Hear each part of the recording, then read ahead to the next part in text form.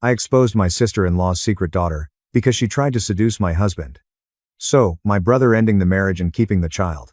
Before I welcomed her secret baby daddy, my sister-in-law tried to sleep with every male at my events. Sarah here, to tell you about my most insane scenario. My brother Daniel married Emily 2 years ago, starting this whole process. I should have seen something was odd early. Emily and I met at their engagement celebration. She entered wearing a dress held together by hope and prayer. I don't judge what people dress, but this was my parents' family cookout. My mom, grandma, and Emily arrived looking like she was going to a Miami nightclub. But Daniel was thrilled, so I stayed quiet. I used to throw several parties. My husband, John, and I had just acquired this lovely suburban house. 3 bedrooms, a completed basement, and a great garden with a deck for entertaining. John and I loved hosting game evenings, birthday parties, 4th of July cookouts, and holiday parties. Everyone wanted to hang out at our house, so Emily came to everything. The first occurrence occurred during my October birthday party. I invited around 25 people, work pals, John's friends, relatives, neighbors, a terrific mix. Everyone was having fun. People laughing, music playing, drinks pouring. I was refilling chipped dishes in the kitchen when my buddy Rachel entered looking embarrassed. "Can I talk to you briefly?" she asked.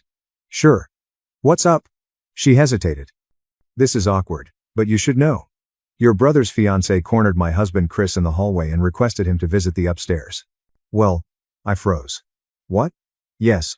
Chris laughed it off and came to find me, but she was aggressively hitting on him." I doubted it. Maybe she was friendly. Maybe she believed he wanted a house tour. I got this look from Rachel. "Sarah." She asked if he worked out and put her palm on his chest, then suggested they go somewhere private. My stomach sank. I sought Emily. She was laughing loudly on the balcony and touching David, another acquaintance. His wife stood there enraged. I took Emily aside. "Can we talk?" "Sure. What's up?" "All innocent," she claimed. "I want you to be comfortable. You don't know everyone here." "I'm fine. Everyone's great, especially your friends." Her strange smile made my skin crawl. So I didn't confront her. Not then. I watched her based on Rachel's word, and my own suspicions. That Thanksgiving, we had a big family dinner at my parents' house. My dad's brother and cousins came. Crowded and crazy was perfect. Emily wore another awful attire. My grandma stared at a low-cut top with disgust as she worked the room. She laughed too loudly at bad jokes. She touched arms while talking. Leaned too near. She talked to my cousin Ethan for 20 minutes in the garage before his fiancé found him. Emily showed Ethan something on her phone while their shoulders touched when his girlfriend found them. Ethan was relieved when his girlfriend appeared. Later, I saw Emily with my uncle's friend Jake in the hallway.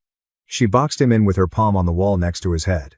Marriage and 3 children made him look like he wanted to blend into the wallpaper. Daniel didn't notice or didn't want to. January saw their wedding. Small ceremony. I was a bridesmaid despite knowing Emily little. The whole event felt hasty, but Daniel claimed love. Emily danced with almost every man except Daniel at the wedding reception. She fought the best man more than her husband. I was pulled aside by my mom.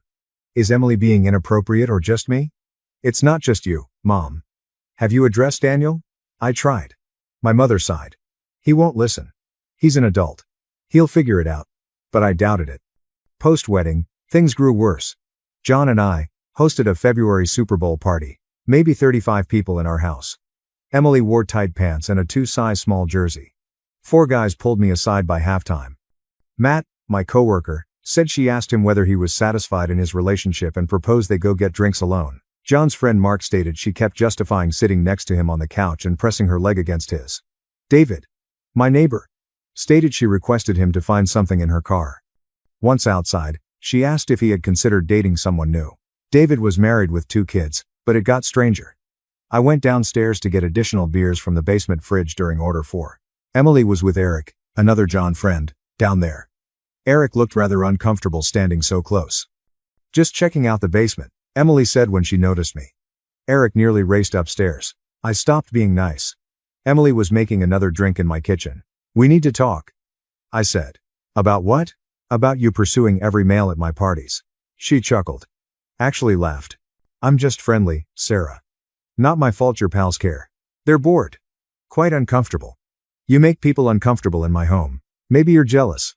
I blinked. "Excuse me? Come on. You host parties, but no one notices. I arrive and become the center of attention. You must find that difficult." I wanted to expel her then. She was Daniel's wife, my sister-in-law, family. You need to stop, I whispered. Or you're banned. She rolled her eyes and left. The next day, I called Daniel and explained everything. People informed me about my birthday party, Thanksgiving, Super Bowl party, and everything else. He disbelieved me. He answered, Emily's just friendly. She's social. Your reading is off. Daniel, 4 married men informed me she was hitting on them. They probably lied because they were rejected while interested. Emily's lovely. Some guys can't handle that. You think John's friend Mark lied? You knew him 9 years. I suppose people see what they want. You may have never tried Emily. That hurt because it was false. I tried to greet her. Although I tried to involve her, I recognized arguing was fruitless. Daniel was deep. So I chose. Nobody invited Emily to gatherings anymore. Anything we hosted would be small. Only close pals knew the scenario. I stopped inviting Daniel, so I rarely saw him. My parents noticed. My mom wondered why Daniel never came. Ask his wife, I said. I didn't tell them everything. It felt too messy, too embarrassing. My dad mediated. He invited Daniel and me to lunch one March Saturday. What's going on with you two? He questioned at the restaurant. Nothing, I said. Nothing, Daniel repeated. You used to be close, now you barely talk. Did something happen? I asked Daniel. He regarded me. Daniel concluded. We just have different opinions about some things. About what? About Emily, I replied bluntly. I think she's not who Daniel thinks she is. Daniel set down his fork. Here we go again. I'm just being honest, Dad. Emily has issues. And Daniel won't see them. My dad asked. What kind of issues? I considered telling him everything. Daniel looked so defensive and hurt that I retreated. No matter. Lunch ended awkwardly. Months passed. John and I mainly stayed to ourselves. We had small dinner parties with a few trusted couples, but I heard things through the grapevine. Rachel told me Emily attended a mutual friend's birthday celebration without Daniel. She tried to make out with the birthday boy while drunk. His fiancé expelled her. Emily posted inappropriate Instagram messages to my cousin Ethan, asking him if he thought about her, according to his wife. Ethan showed his girlfriend the texts if he wanted to meet together secretly. After blocking Emily, they learned she was dismissed from a dentistry business for flirting with married patients. Daniel didn't know or was in denial. I felt sorry for him. My brother was decent. He deserved better. Finally, in June, I saw someone I hadn't seen in years.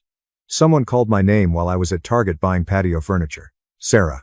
Sarah Davis. I turned. Standing there was James Lee. We were high school classmates. Not seen him since graduation. Oh my God. James. Hi. Wow, it's been forever. How are you? Chatted and caught up.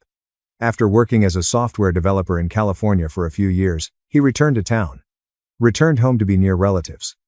We should get coffee, he remarked. Catch up properly? Yeah, definitely. Actually, my husband and I are having a small barbecue this Saturday. Just a few people. You should come. Not sure why I invited him. Perhaps he appeared normal, friendly, and safe. He arrived Saturday with a 6-pack of artisan beer and a smile. John liked him instantly. They discussed sports and video games. James fit nicely with our tiny group of pals. James said something interesting as we were by the grill. So, I actually know your sister-in-law, he joked. Nearly dropped my drink. What? Emily? Yeah, we dated back in college for a while. Didn't end great, but that was years ago. My thoughts raced. You dated Emily? Well, dated is maybe generous. We hooked up for a few months. She was intense, really clingy. Then she just disappeared one day. Blocked me on everything. I heard through mutual friends that she had moved across the country. When was this? Thought about it. Maybe 3 years ago. I was finishing up my degree. Did she talk about her family 3 years ago, before she met Daniel? James looked uneasy. Why are you asking? I'm just trying to understand her better. She's been difficult. He sighed. Look, I don't want to start drama, but when we were together, she told me some things. She said she had a kid, a baby, but she gave it up because she couldn't handle being a mom. It felt like a punch. She has a child. I don't know if it's true. Emily lied about a lot of things. She might have made it up for sympathy or attention, but she told me she had a baby when she was 20 and gave the father full custody. Said she just wasn't ready for that life. Daniel never mentioned this, therefore Emily never told him. Did you meet the father? No, she never talked about him. Just that he existed somewhere with their kid. James left a few hours later, and I kept thinking about it. Why would Emily lie to Daniel about having a child? After 2.5 years together, They married for 7 months. Unless she was fleeing, you'd mention that. Anyone would do what I did.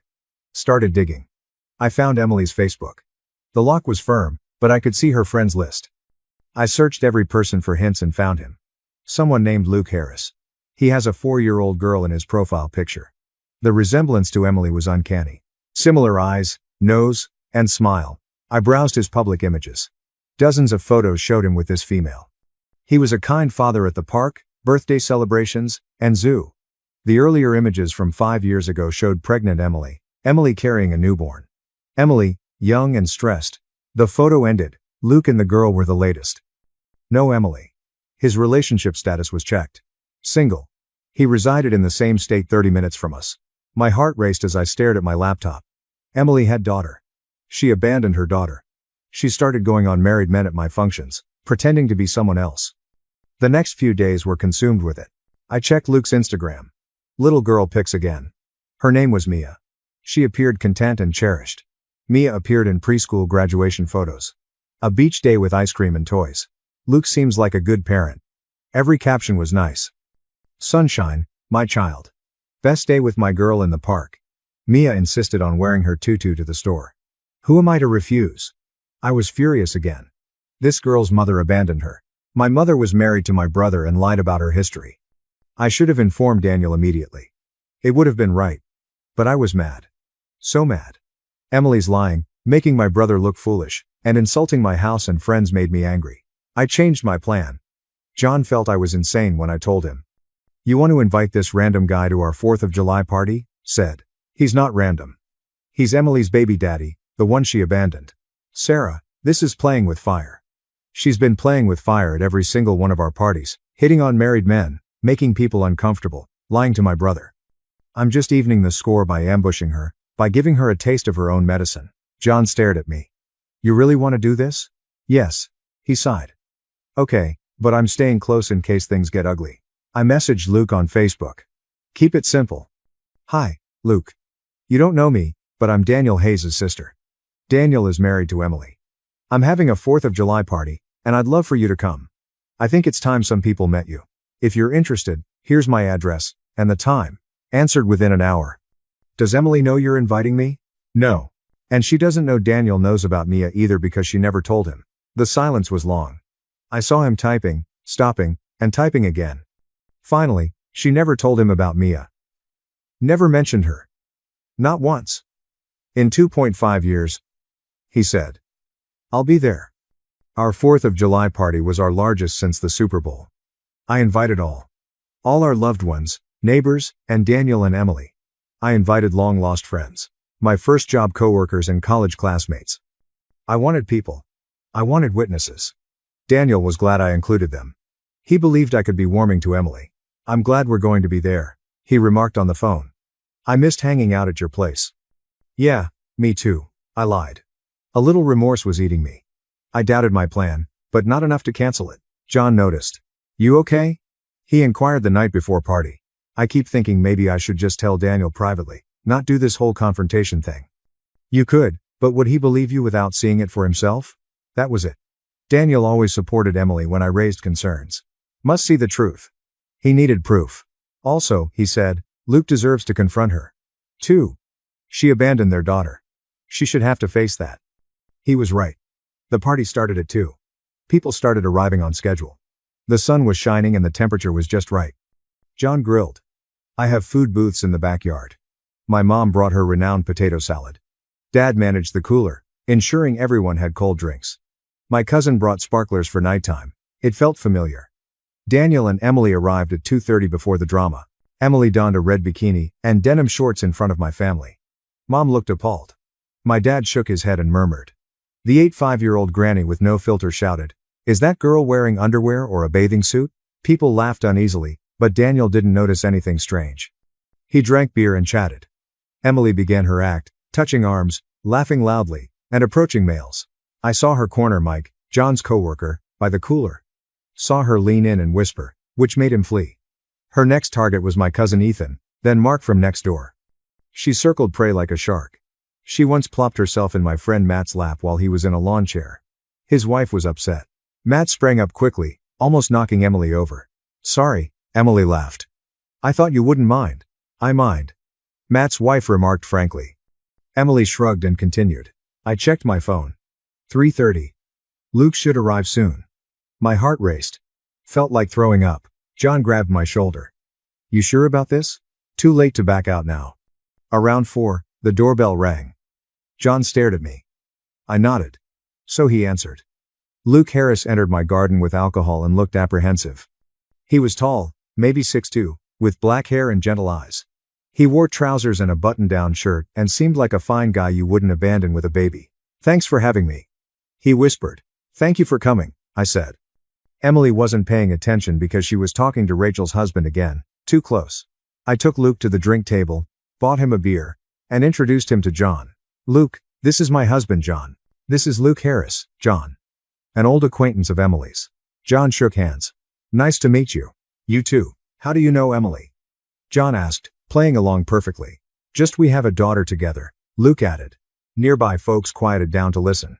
Then Daniel came over. Hi Sarah. Do we have any more? He stopped, glanced at Luke. Sorry, I don't think we've met.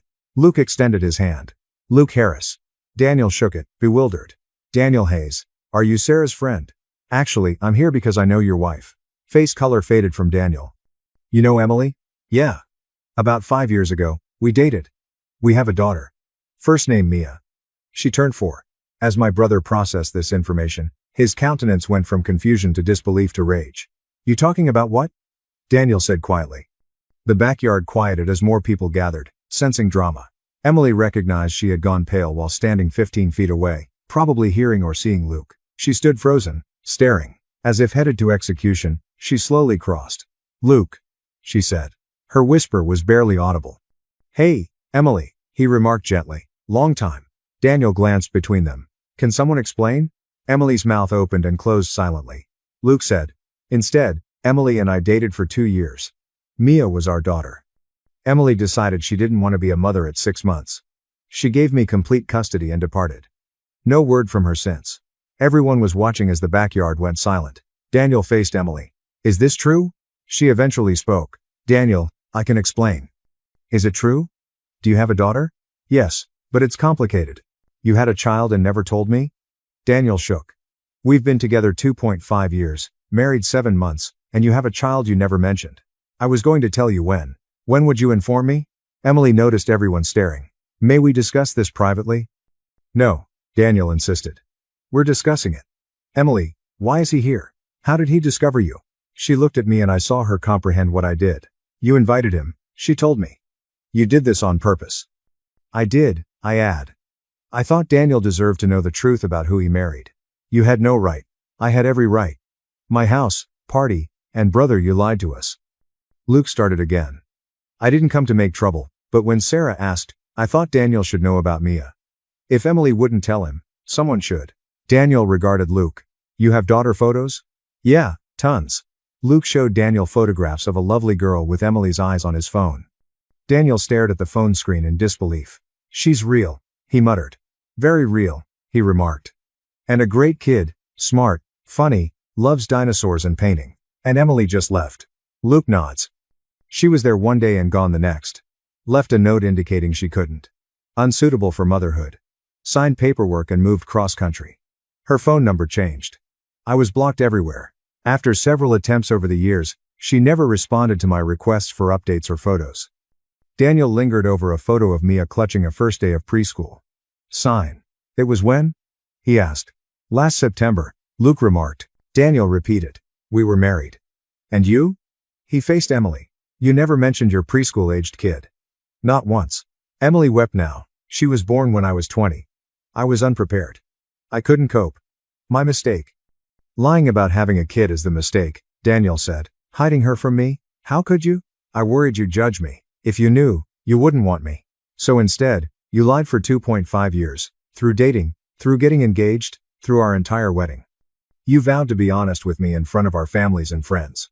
An entire person was hidden. I didn't know how to tell you. Emily cried. You could have told me in the beginning. But you didn't on day 100 or any of our 1,000 days together. Daily lies were your choice. Whispering began. My mom covered her mouth. My dad was outraged. And my grandmother looked perplexed. asking someone nearby what was happening. Rachel then spoke from across the yard. Maybe we should also talk about how she's been hitting on every married man at these parties. Emily spun. That's not true. Amanda, Mike's wife, replied, it is true. You've hit on my husband 3 times, including today. You were talking in his ear near the cooler. And mine, she continued. You asked David to meet you upstairs at Sarah's birthday party. And mine, added my neighbor, Mark's wife. You asked Mark if he ever considered cheating on me. Each woman spoke out, revealing stories and occurrences I didn't know about. Matt's wife rose. You sat in my husband's lap today in front of everyone like that was a normal thing to do. Cousin's girlfriend added, you asked my boyfriend on Instagram to hang out without me. You wanted to know him better. I worked with another woman who remarked, you cornered my fiancé at the company Christmas party and told him you thought he was too good for me. More ladies told their tales, some of which I knew and some were fresh. Emily attempted to kiss a husband at a New Year's Eve celebration. Had sent intimate images to a guy she met at one of our events. Had arrived uninvited to a house party and made out with a man in the bathroom before his girlfriend caught them. Daniel stood there impassively, but I could tell his hands were shaking. After everyone finished, he stared at Emily. We're done, he said. Daniel, please. All done. Please leave the apartment before week's end. You can't just. I can and am. This marriage ends. Emily frantically searched around for a defender, but everyone stared in scorn or pity. This is all your fault, she turned on me. You're jealous. You were always envious. Exactly what? I asked quietly. Your ability to lie, to cheat, to abandon your own child. I never wanted that child. I told Luke I wasn't ready from the start. He demanded we preserve it. Luke clenched jaw. I heard you wanted to try. You wanted a family. You convinced me. I lied. I'm good at that, obviously. It was frightening to hear her voice so sour. She had been caught and was angry. Daniel stared at her like a stranger. I don't even know who you are. Oh, please. You recognized me. You avoided admitting it. Your sister said I flirted. Other individuals probably warned you. Because you thought you could change me, you married me. You believed marriage would change me. I thought you loved me, Daniel whispered. I loved you. I love you. But I'm not what you wanted. I'm sorry I can't be some perfect wife who wants to play house and have babies and bake cookies. I never demanded perfection. I just wanted honesty. Emily took her purse from a chair. Fine. You want truth? So horrible for months. Being married to you bores. You live boringly. Boring gatherings. It was comfortable, so I stayed. Since you paid for everything and asked for nothing, yet I'm done pretending. Walking approached the front yard gate, she glanced back and saw Mia. I didn't regret abandoning her. No, wait. I'd do it again immediately. Motherhood was the worst 6 months of my life. Save your judgment of me. I don't care. We heard her car start a minute later and tires screech as she drove away. A long time passed before my granny loudly said, she was awful, right? Several laughed uncomfortably. After that, the party fell apart. Some people departed awkwardly, not knowing what to say. Others attempted to act normal, but the energy was gone. Daniel sat on my deck stairs with his head in his hands. I sat next to him. I'm sorry. Don't be, he responded. You were right about everything. Your advice should have been followed months ago. Laughing sadly, he said, a daughter. Never knew I had a stepdaughter. Maybe I almost had a stepdaughter. God, this is crazy. Luke joined Daniel on the other side. For what it's worth, Luke remarked, I'm sorry this happened, but I'm glad you recognize Mia deserves better than a mother who ignores her. Please allow me to inquire. Daniel replied, yes. You came today, why? You may have ignored Sarah's message. You lived without Emily again. Luke paused. Mia asked about her mom. She wants to know where her mother is after seeing other kids with mothers. I told her mother loved her but couldn't remain. That adults make tough decisions, but that's difficult to explain as she ages. She's smart. Something's wrong, she knows. He inhaled. I thought maybe if Emily saw me and was forced to face what she left behind, she might feel something and want to be part of Mia's life, if just a little. I didn't expect her to return full-time, but I felt she might have changed and want to meet her daughter. Daniel asked, and now I realize that was probably naive. Emily remains unchanged. She improved masking her true self. After some silence, Daniel asked, can you describe her? About Mia? Luke smiled. Yes, man. Certainly. Luke talked to Daniel about Mia for an hour while the party dispersed. He told him she loved dinosaurs and could name at least 18 species, wore tutus everywhere, even to the grocery store, was learning to read and would sound out street signs, and listed her favorite foods, bedtime routine, and preschool best friend. He showed Daniel movies of Mia dancing, playing, and laughing, and I watched my brother fall in love with a stranger. You think I could meet her? Daniel ultimately asked. She's my stepdaughter even though we divorced. Or she was. If you agree, I'd like to see her. Luke grinned. Yes, Guy. Mia might like that. She needs more kind people. My mom sat with them, then my dad, and soon my whole family was asking Luke about Mia and looking at pictures. My grandma insisted on films. Let me see this precious child, she demanded. Luke showed her Mia singing a kids' show song. The whole face of my granny relaxed. She's beautiful, she said. She looks like her mother, but hopefully with a better heart. The following weeks were hectic. Emily left Daniel's apartment without a letter or farewell while he was at work. Daniel filed for divorce the following week because they'd only been married for 7 months and had no shared property or assets. His lawyer said it should be easy, but Emily's lawyer tried to make it difficult by claiming Daniel had been abusive, isolated her from friends and family, and deserved emotional distress compensation. Daniel's lawyer disproved her claims with emails and texts demonstrating Daniel's support, testimony from friends and family, and my 4th of July party surveillance tape revealing what transpired. Daniel and Mia were the true story, not the October divorce. Luke insisted on bringing Mia to meet Daniel a week after the party to check on things.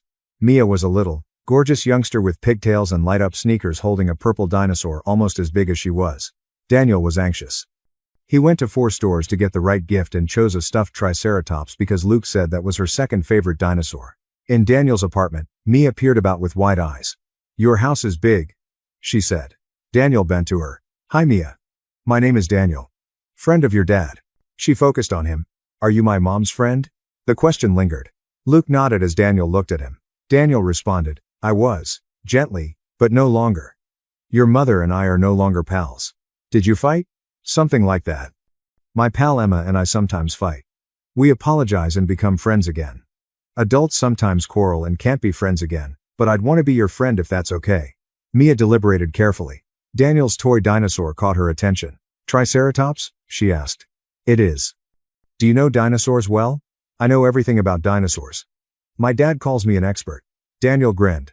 I know little about dinosaurs. Maybe you can teach me. Her face shone. Really? You want my instruction? I would love that. Triceratops signifies 3-horned face. Check out its 3 horns. She indicated the plush animal. And it's a herbivore, which means it only eats plants, not meat. I had no idea. It was late Cretaceous. That was ages ago. Even before my dad was born. Daniel laughed. Even before I was born, too. Whoa, you're old. Luke tried not to laugh. Mia, that's not polite. You're not old. Just older than me. That's better, Daniel grinned. Mia educated Daniel about dinosaurs for an hour, showing him her backpack of plastic dinosaurs, explaining which were predators and which were vegetarians, and drawing a brachiosaurus. She crawled into his lap without thinking, made herself comfortable, and talked about dinosaurs. Luke nodded and smiled at Daniel. Mia hugged Daniel goodbye and departure. May I return to tell you about dinosaurs? She asked. Anytime you want. Daniel said, emotional. Next time, I'll discuss pterodactyls. Although not dinosaurs, they're cool. Daniel sobbed on his couch after they departed. I sat next to him and let him digest without speaking. He concluded, she's perfect. And Emily just left her. How could anyone leave that kid? Not sure. I loved her after 1 hour. How did Emily feel nothing after 6 months with her? Some aren't capable of loving others more than themselves. Dan wiped tears. I'd like to be in her life, Sarah. Not just an occasional visitor, but part of her existence. Then tell Luke that. In the following months, Daniel would pick Mia up from preschool when Luke had to work late, take her to the park on weekends, and attend her dance performance. Luke appreciated the aid and support. Luke and Daniel became friends after sharing custody. They watched sports while Mia played, went to the gym early in the mornings before Mia woke up, grabbed beers, and talked about their weeks.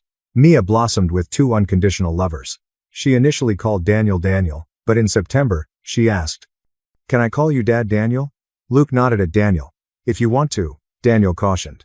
I do because of Daddy Luke and Dad Daniel. Is that okay? That's more than okay. Good. Because Emma at school thinks she has 2 boy dads. I also have 2 dads, although one was married to my mom, which she found odd. I said it's normal. Just different. She was tightly held by Daniel. It's not weird at all. According to rumors, Emily relocated to Nevada. After 5 weeks of dating an online guy, they were engaged. Then he discovered she was still married to Daniel, something she had lied about. She moved to Arizona after the divorce, worked at a restaurant, and dated the manager. She friended my mom on Facebook in November. Emily wrote a long message apologizing for everything, claiming she was struggling, and hoping my mom would forgive her. Mom blocked her immediately. I don't need fake apologies from that girl, stated. Daniel got a similar message. His was longer and more frantic. Emily said she made mistakes, wanted to see Mia, and was ready to have children. Luke received the message from Daniel. Your thoughts? Daniel asked. Luke sighed. She probably seen your Mia Facebook photographs and realized what she's missing. She may want back in now that Mia's older and simpler. I expect her to disappear again when things become tough. So, we ignore it. I suppose we tell her she must prove herself serious to be in Mia's life. Therapy, continuous communication, scheduled appointments she attends, not just sentimental messages. Daniel responded to Luke's suggestions. Emily never replied. Less than a month later, she announced her engagement to a different man, using his surname on social media. She'll keep doing this, Daniel added, finding some guy, pretending to be someone she's not, then moving on when it falls apart. Probably. I concurred. But that's not your problem anymore. I just feel bad for whoever she ends up with next. Then maybe you should warn them. It was considered by Daniel. No more Emily. My obligation for her has ended. He was correct to let it go. Daniel celebrated his October divorce with a little party. Only family and close friends. Mia wore a princess outfit and plastic crown and demanded Daniel wear one too. We're both royalty now, she said. My mom brought a cake that said Happy New Beginning. Mia was more delighted about the cake than Daniel. Can I have the flower? She asked, pointing to a frosted rose. You can have all the flowers, Daniel said. She got icing on her face and clothing. Luke tried to clean her, but she squirmed. I like being messy, she said. Mia came into Daniel's lap and murmured. Will you always be my dad, Daniel? The crowd fell silent. Luke nodded at Daniel from across the room.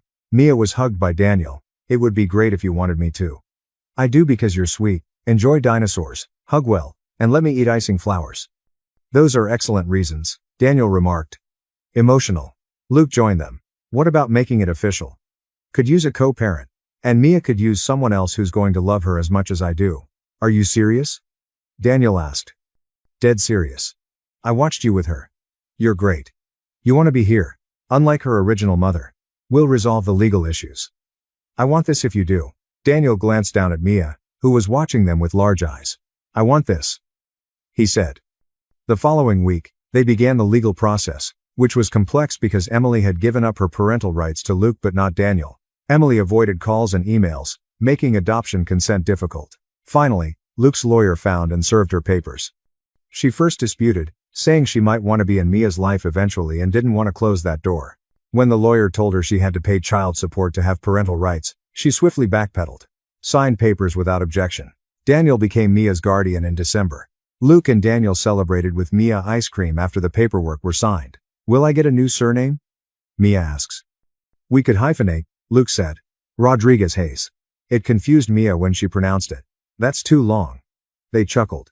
Well, figure it out, Daniel remarked, but Mia was more concerned with getting 2 scoops of ice cream. Please, it's a celebration.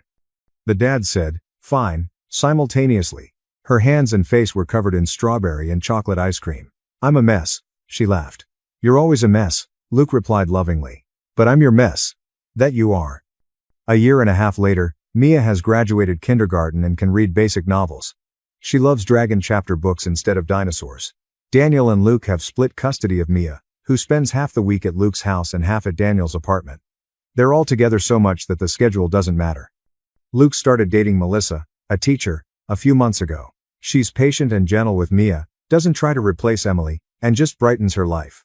Daniel has had a few casual relationships, but claims he's focused on being Mia's dad. Mia has friends at school, does well in her subjects, takes dancing classes on Tuesdays and art classes on Thursdays, and is unconcerned about her eccentric family. When classmates ask about her mother, she shrugs and answers, I have no mother. Having 2 daddies is better. Emily was engaged to another guy and working at a gym in Colorado, when a mutual friend showed me her Instagram profile a few months ago. She publishes photos of herself at the gym, clubs, and parties living her best life. She never mentions Mia in her captions, photos, or that she has a daughter. Mia doesn't know that. She doesn't monitor Emily's social media, or ask about her anymore. She has Luke and Daniel. My parents treat her every chance they get, and John and I babysit every Tuesday and Thursday. She has a family that loves her. We had another big 4th of July party this year, the first since everything happened. Daniel, Luke, Melissa, and Mia arrived. Mia wore a red, white, and blue tutu and a shirt that stated, "Daddy's girl," with 2 arrows pointing up. First, people inquired where Emily was. What happened? Daniel shrugged and said, "She's not part of our lives anymore, but we gained something better." He pointed to Mia, who was usually coated in popsicle liquid or dirt. No one made anyone uncomfortable at this gathering by hitting on their husbands. It was fun with excellent folks. I watched Daniel and Luke chase Mia around the yard while standing by the grill with John. She was laughing and bouncing in her tutu. "You know," John continued, "when you informed me about inviting Luke, I feared it might backfire. It sort of exploded." As I noted, "Yes, but best manner. You gave her 2 caring parents. You saved your brother from a bad marriage. I was fed up with Emily's crap. Your family was your priority. Differences exist." Maybe he was right. Maybe I was watching out for Daniel even while I was petty, or maybe my revenge scheme unexpectedly worked out well. Whatever, I'll take it. Mia ran to me panting. "Can I get another popsicle, Aunt Sarah?" "What did Dad say?" "Daddy," Luke said. "Ask you." "Dad," Daniel asked. "Ask you. So I'm asking." A laugh. "Nice try. But you had 2. Try watermelon instead." Her nose furrowed. "Can you cut it into triangles?" "I only like triangles." "Deal." She dashed off again, and I cut watermelon into precise triangles. It felt like the joyful conclusion. Emily didn't obtain her divorce or poetic punishment for her falsehoods. The happy ending was a Tuesday afternoon cutting watermelon for a small girl with 2 loving dads and an aunt who will always watch out for her family. The best revenge isn't always revenge. Making ensuring your loved ones are safe from harm is sometimes enough. Sometimes that means inviting a baby daddy to a 4th of July party and seeing it all go apart. I have no regrets. Daniel and Luke took the day off work to send Mia off for 1st grade last week. They gave me a picture of Mia in the middle, holding both hands, wearing a backpack almost as big as her, smiling brightly. Caption: "First day of 1st grade. She told her instructor she has 2 daddies and the coolest aunt. Thanks for everything, Sarah." This photo made me cry. Not because I felt vindicated or because Emily was missing out, though she was, but because that tiny child was loved beyond measure by people who chose to be in her life. That's better than any drama, revenge, or party showdown. But seeing Emily's expression when she saw Luke at that gathering was also satisfying. My mother now displays a framed portrait of Mia on her mantle alongside photos of me and Daniel as children. "That's my granddaughter," she informs inquirers. "She isn't technically. Sometimes people say, 'She's my granddaughter.'" Mom repeats sternly. "That topic is over. Mia learned to bike last month from my dad. Spent 3 weekends running with her in the park until she could do it alone. When she understood, she yelled, 'Grandpa, I'm doing it.' Real tears from my dad. He subsequently said, 'I never thought I'd be a grandpa.' You and John keep saying you're not ready for kids. Daniel's marriage ended. It might not happen for me, but now Mia. And now I have Mia," he said.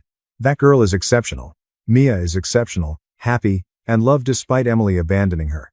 Luke claims she's been wondering why her birth mother left. "What do you tell her?" I asked. "The truth. Sometimes, folks aren't ready to parent. It's unrelated to her. That she did nothing wrong." "Is she convinced?" "I guess so. She's young enough to tolerate it. But I know it will get harder as she ages. More questions from her. She'll demand clarification." Luke groaned. "We'll help her find Emily someday. Her choice. I won't lie about Emily. Mia deserves birth mother information." Daniel supports such strategy. "They'll tell Mia everything. Being honest at the right age. Even Emily's infant photos are saved in case Mia wants to see them." Daniel told me, "I don't want her to grow up thinking her mom is some mystery. I don't want to bash Emily either. That won't help Mia." "You're a better person than I am," remarked I. "I'd have some choice words about Emily. I do too. Mia needn't hear them. She needs to know that her grown-ups are mature and prioritize her." Of course he's right. I still think Emily deserves all her misfortune. Her Colorado engagement ended once the guy discovered Mia. Emily said Luke lied that Mia wasn't hers. Luke submitted images and documentation once the guy contacted to verify. The week-long engagement ended. Emily yelled at Daniel for damaging their love. Daniel blocked her. Finished. He said she can't blame me for her falsehoods longer. Lucky him. Mia lost her first teeth last month and was enthusiastic about the tooth fairy. Luke and Daniel stuffed her pillow with money. She woke up to $25. "The tooth fairy is rich," she said. She bought a dragon book with the money. "Read it in 2 days. My new title is Dragon Expert," she said, replacing Dinosaur Expert. "What about Triceratops?" Daniel inquired, pointing to the toy dinosaur he gave her on day 1. He's still my friend, but now I have new interests. Luke and Daniel glanced. Their daughter grew. Next month, Mia turns 6. Already preparing her celebration. I want a dragon cake. She told everyone who will listen. And I want to have it at Aunt Sarah's house because she has the best yard. I guess I'm hosting a 6-year-old's birthday. John is arranging games, my mom is baking, and my dad is decorating. It will be chaotic, but fantastic. The craziness of a loving family. Thinking about how this all started with me asking Luke to that 4th of July gathering feels unreal. I was furious that day, ready to expose Emily and punish her, but I never imagined this. To Mia having a loving family, Daniel discovering his calling as a dad, and Luke having a parenting partner. Sometimes life is strange. You accidentally build something lovely while seeking revenge. It could have been a planned event. Regardless, I'm delighted Mia gets the life she deserves, the life Emily couldn't give her, and I'm glad my brother became a dad, even if it was ridiculous. I'm the aunt who arranges parties and chops watermelon into triangles, but I wouldn't change it. Post-vocal surgery, my sister demanded I sing. I exposed her for ruining my career. My mom slapped me before 250 guests. Now she is ruined forever. My sister Phoebe destroyed my Juilliard audition when I was 19. She was 21 and already a family favorite. The night before my audition, she informed our parents that I had been sneaking out to parties. Complete falsehood. Mom grounded me, confiscated my car keys, and told me I could get the bus to the audition in the morning. Except she neglected to leave the bus money. I arrived at the audition place 3 hours late after walking the 10 miles. They would not let me perform. That scholarship was my only chance at music school. Mom blamed me for being irresponsible. Phoebe only shrugged, saying perhaps it was a hint that I should pursue a more realistic career. I ended up attending community college and working 3 jobs to pay for vocal training on the side. But here's the thing about starting from the bottom, you learn how to battle for every opportunity. I spent 6 years grinding. Singing at weddings for $250, recording demos in dubious studios, and teaching children's music lessons at the YMCA. Every week, I upload covers to YouTube. Nothing fancy, just me and a keyboard in my apartment. One of the covers went viral, 5 million views per month. A talent scout reached out.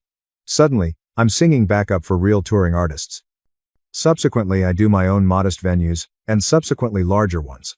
Last year, I signed with an actual label. My debut record is released next month. The advance totaled $450,000. I purchased a house. Meanwhile, Phoebe became precisely what our parents desired. Dental degree, suburban home, 2 children, and a husband who runs a bank. She received $90,000 from our parents for her wedding. They handed me a $60 gift card. I didn't complain. Instead, I continued to advance in my career. I haven't been to a family gathering in 4 years. Phoebe never called to congratulate me on my record contract. Neither did Mom. Then 2 months ago, I underwent vocal cord surgery. Polyps resulting from years of usage. My doctor advised me to refrain from singing for at least 14 weeks or risk permanently damaging my voice. I'm 10 weeks into my rehabilitation. Cannot even hum without discomfort. I announced it publicly so that my followers would understand why I'm not performing. I received thousands of sympathetic notes. Not a member of the family. Then last week, Phoebe called. This is the first time I've heard from her in literally 20 months. Does not inquire about my operation. Doesn't inquire about my record. She's pursuing an MBA, and the graduation party is coming month. She asked me to sing a specific song. She wants me to sing her favorite song, which went viral, in front of her entire class. It would mean a lot to have my renowned sister perform. She says, I reminded her that I had just had surgery. Can't sing for at least another month. She chuckled. Come on, one song will not hurt. You always sing for strangers, but never for your own sister. I said that I am physically unable to sing right now. Doctor's orders. She claimed I was being selfish and envious of her accomplishments. Mom called an hour later. Your sister worked really hard for this degree. The least you can do is help her.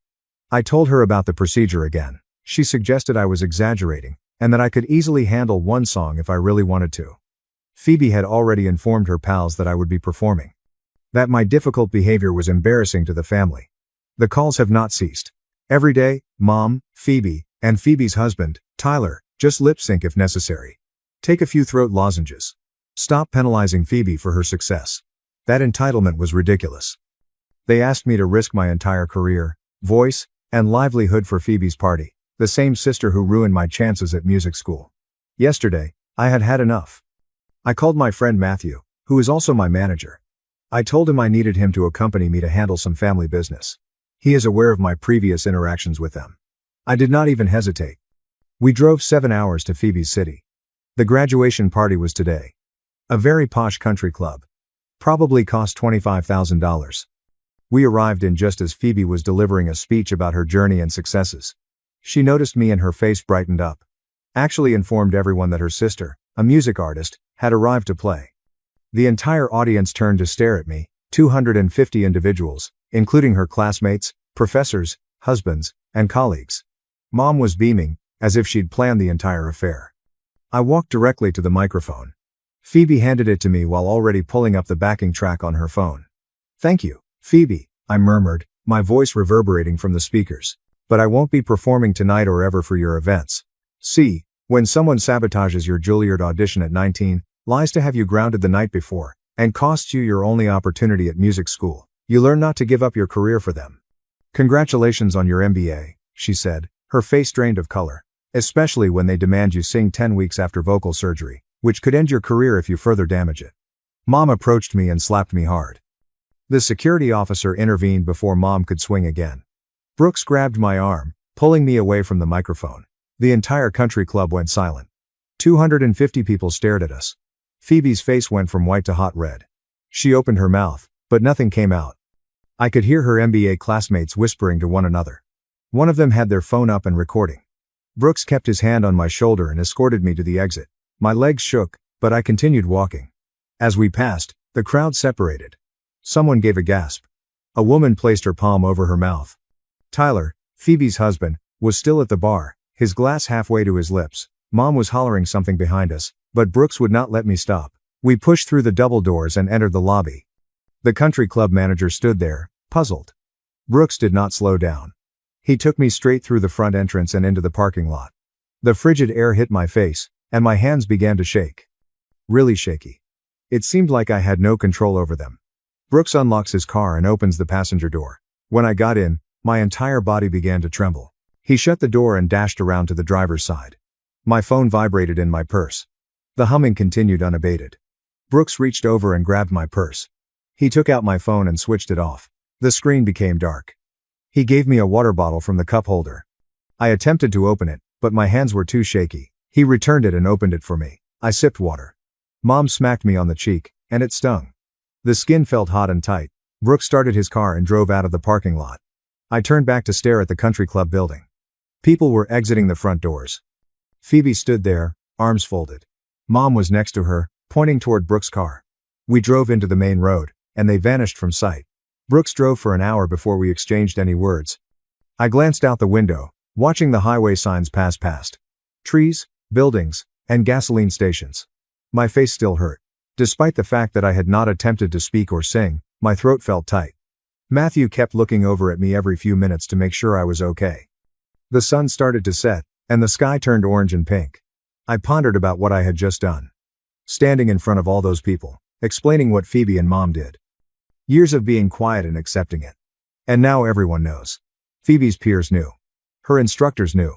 Friends at her husband's workplace were aware. After all this time, I finally spoke my truth. But my face stung, and I could already imagine the calls, texts, voicemails, Mom yelling at me, and Phoebe calling me terrible names. Dad would probably not call at all, as he always does. Brooks reached across, squeezed my hand briefly, and then returned his hand to the wheel. The roadway stretched out before of us. We still had 6 hours to go till we arrived home. We stopped at a rest station halfway home. Brooks needed gas, and I wanted to use the restroom. My legs felt stiff from sitting. I entered the rest stop building. Fluorescent lights flickered overhead. The bathroom was vacant. I walked into a stall, then emerged to wash my hands. That was when I noticed my reflection in the mirror. My left cheek was covered with a red mark. Bright crimson, as if someone had painted it there. The edges began to turn purple, like a bruise. I touched it softly and winced. It hurt worse than I expected. The door opened, and an older woman entered. She looked at me and her gaze went straight to my cheek. Her demeanor shifted, indicating concern and worry. I looked away and dried my hands. Brooks was waiting outside the restroom. He observed my expression and his jaw tightened. He took out his phone and held it up. I didn't understand at first, so he pointed to my cheek. He wanted to take pictures, documentation, and evidence. I nodded. He took 3 photographs from various angles. The flash caused me to blink. He placed his phone aside without explaining why he wanted the images. We both knew, just in case. We got back in our car and drove the rest of the way home. Brooks drove into my driveway at midnight. The home was dark. I left in such a haste yesterday that I failed to turn on any lights. Brooks shut off the engine but didn't move to exit. He gazed at me in the faint light of the street lamp. He told me he was staying in the guest room. Didn't ask. Just told me. I was thankful. The energy from the party was wearing off, and I felt lethargic and heavy, like if my body weighed twice as much as usual. We went inside, and I showed Brooks where the guest room was. The bed was already made up with fresh linens from his previous stay. He said goodnight and closed the door. I walked to my room and sat on the side of the bed. I was still wearing the same dress I had worn to the party. My phone was still turned off in my purse. I did not switch it back on. I didn't want to see the texts yet. My cheeks throbbed.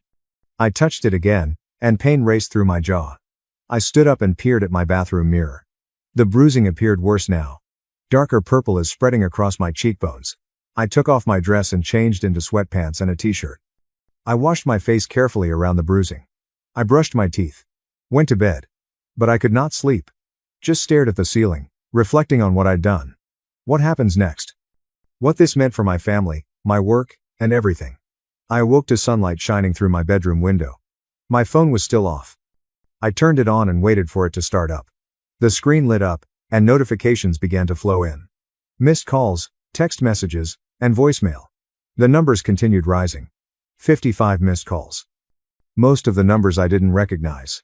Others came from Phoebe, others from Mom, and others from Tyler. I opened my texts. Phoebe had sent me a long message around 2 a.m. She called me every awful thing she could think of, calling me jealous, bitter, and pitiful, claiming I wrecked her wonderful day because I couldn't bear watching her succeed, that I was a loser who blamed everyone else for my problems, and that I should be ashamed of myself. I deleted it before finishing. Mom left a voicemail. I played it via the speaker. Her tone was chilly and aggressive. Said I was no longer welcome at family gatherings. That I embarrassed them in the presence of significant people. That Phoebe worked hard for her MBA, and I couldn't even be supportive for a single day. That she was embarrassed to call me her daughter. The voicemail has ended.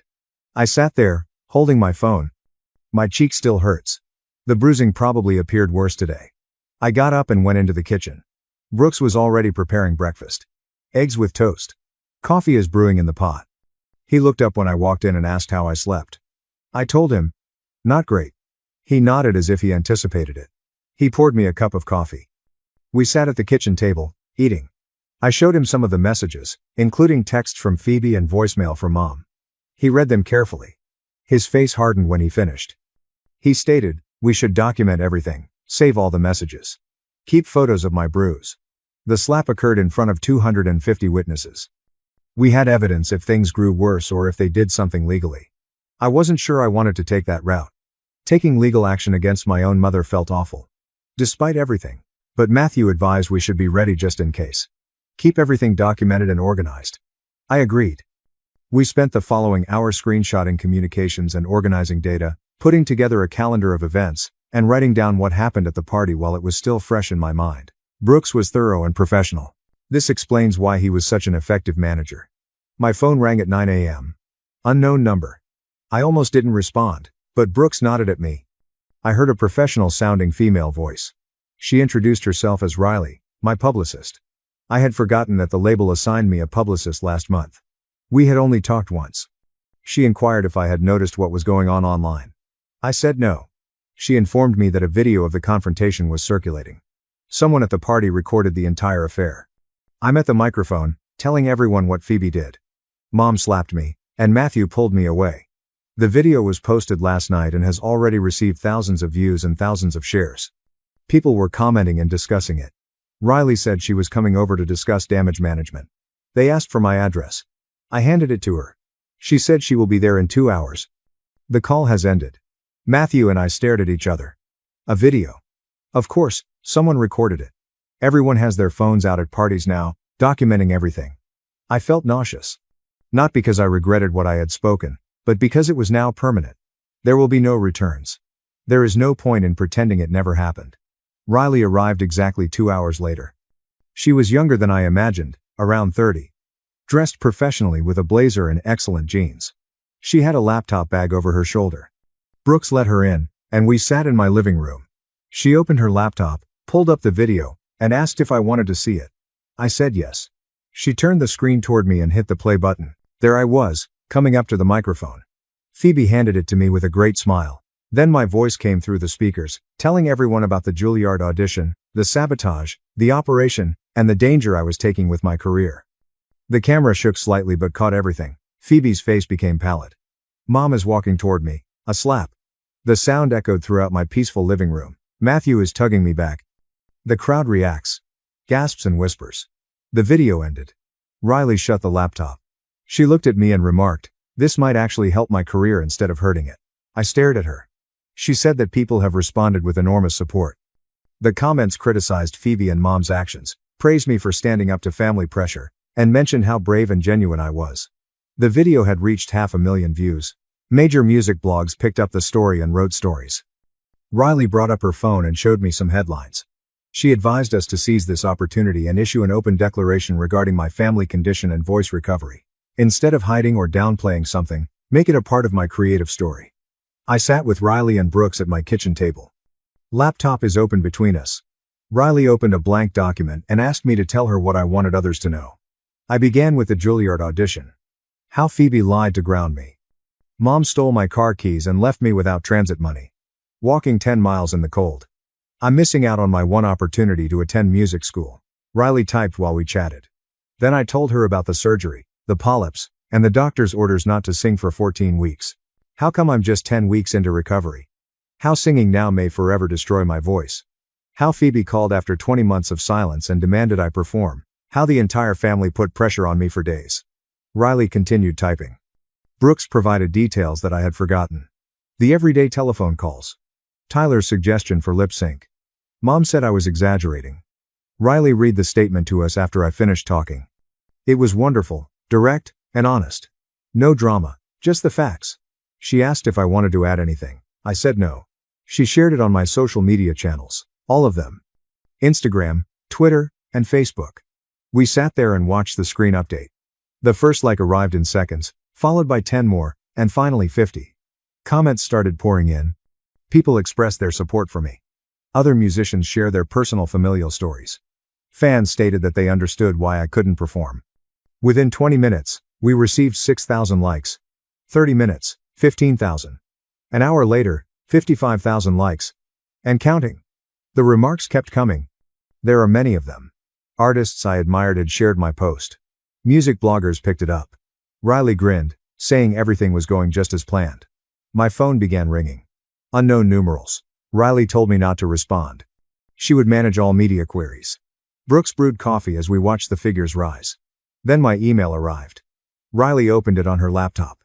Augustine Parks, a journalist, wanted to interview me. Riley understood what he was doing. He wrote for a prominent music magazine. Long profiles of artists, detailed dives into their professions and personal tales. No gossip, just true journalism. She picked up some of his previous articles. They were good, insightful compositions that helped you understand the artist better. Riley stated. This could be huge for my album launch. Turn my personal story into part of my artist brand. Show people the journey from sabotaged audition to record deal. She asked whether I was okay with it. I said, yes. She responded to Augustine right there. Schedule a phone interview for 4 days later. Brooks refilled our coffee mugs. The phone rang again. This time, I recognized the number. Dad. I stared at the screen. Riley nodded to me. I responded. Dad's voice sounded different than I remembered. Quieter. He stated he noticed my post and read it all. He wanted me to know that he was sorry for not standing up for me throughout the years. I didn't say anything. Only listened. He admitted that he always thought Phoebe lied about me sneaking away before the Juilliard audition.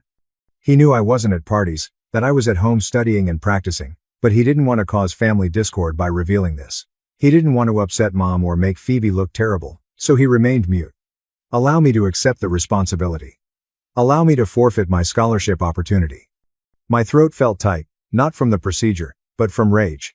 I told Dad that his quiet permitted Phoebe's actions, which affected me as much as Mom's active favoritism. That watching him remain silent all those years made me feel invisible, as if I didn't matter enough to protect. Dad became quiet on the other end, He then asked if we could meet for coffee. Only the two of us talk things out properly. I was startled. Dad never asked to meet one-on-one, and never attempted to have genuine interactions. I answered, maybe I'd think about it. He said he understood and asked me to call him when I was ready. The call has ended. Brooke squeezed my shoulder. Riley closed her laptop and promised to contact her regarding the Augustine interview. She departed at midday. Brooke stayed. We ordered dinner and watched television without actually watching it. My thoughts continued swirling. 4 days later, I conducted the phone interview with Augustine. It lasted 4 hours. He asked about everything. Growing up with Phoebe, the Juilliard audition, community college, and 3 jobs, years of hard work, YouTube covers, the viral video, being signed, the surgery, and the graduation party confrontation. I told him things I'd never said publicly. Details of those early years, including how broke I was, how many times I almost quit, and how important music was to me. Augustine listened intently, offered appropriate follow-up questions, and made me feel heard. When we concluded, he indicated the story would be published in 3 weeks, just before my CD was released. Perfect timing. That day, my phone rang. Dr. Campbell's office is scheduling my 12-week checkup. The receptionist gave me the date and time. I scribbled it down and hung up. Then I noticed how tight my throat felt. Painful in a manner it had never been before. Not from talking on the phone, but rather from constant strain. I had been unintentionally clenching my jaw and tightening my neck muscles. The stress of everything was manifesting physically.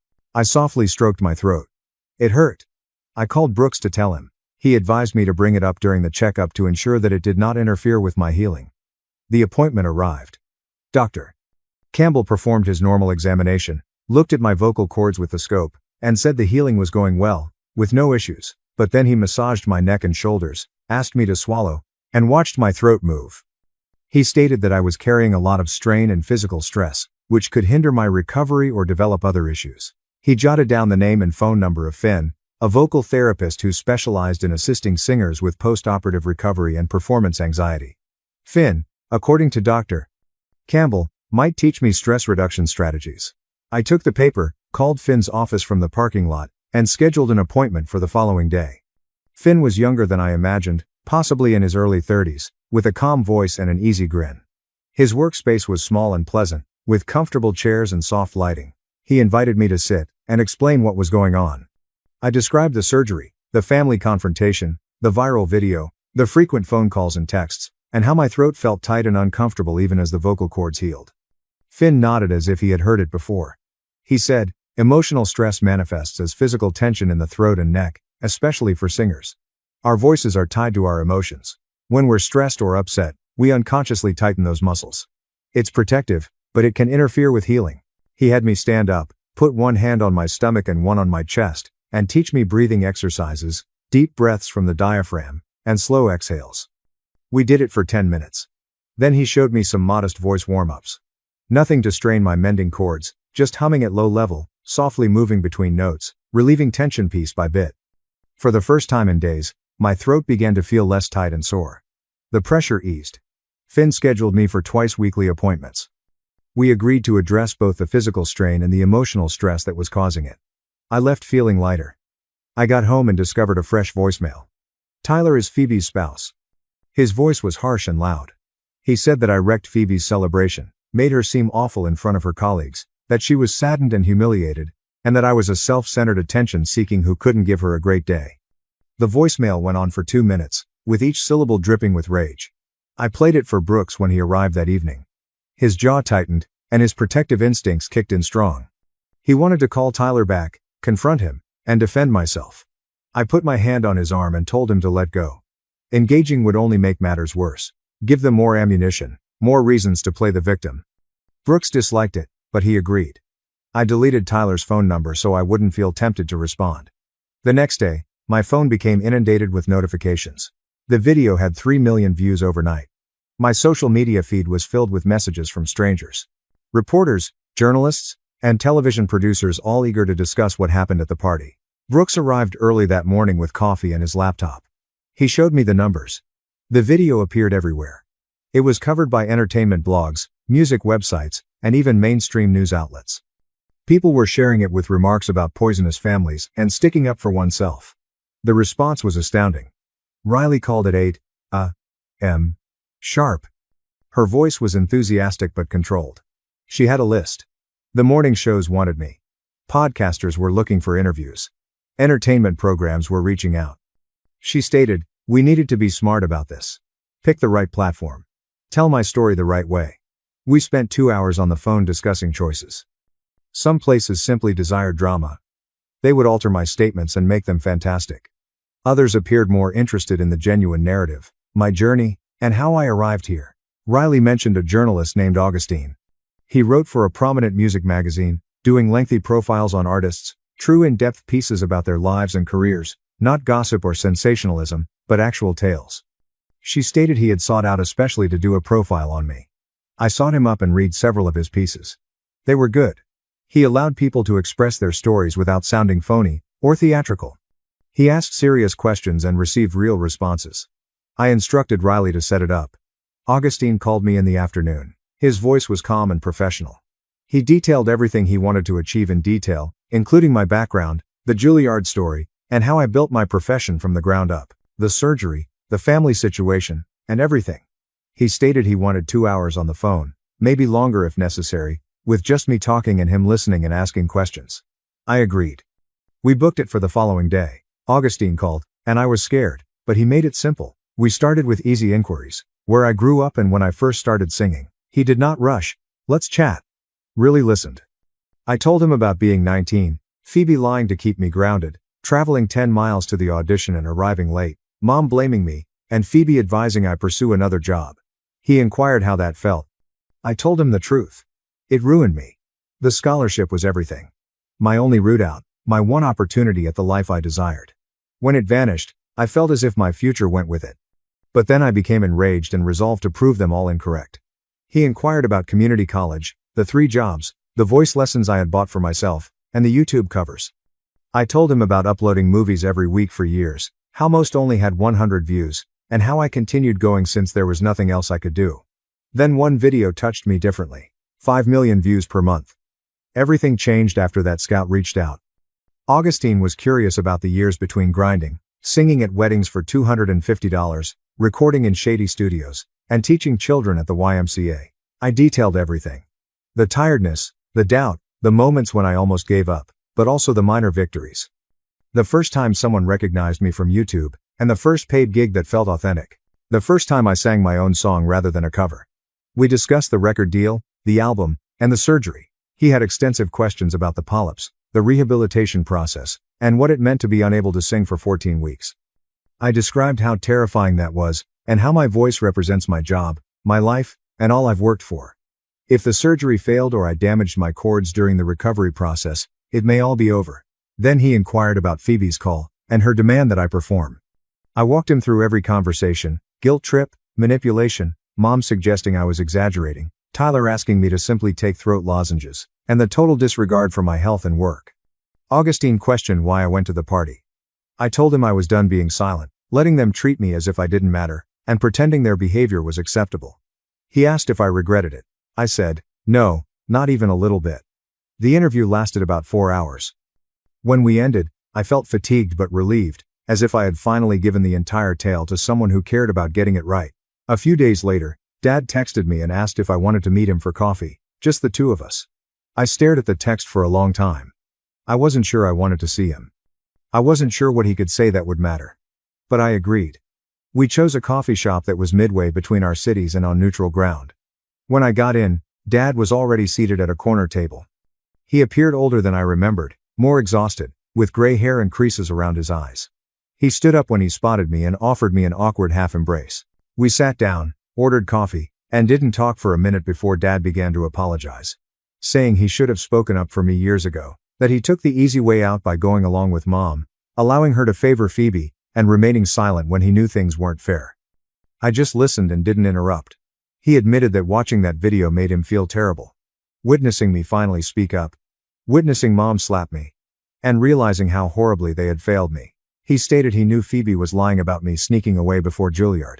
He knew I wasn't partying, that I was at home studying and practicing, but he didn't say anything since it would have sparked a conflict with Mom.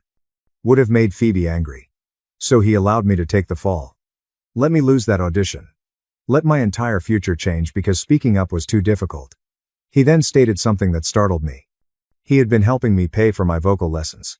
Years ago, when I was attending community college and doing 3 jobs, I used to receive checks in the mail from someone I assumed was a distant aunt.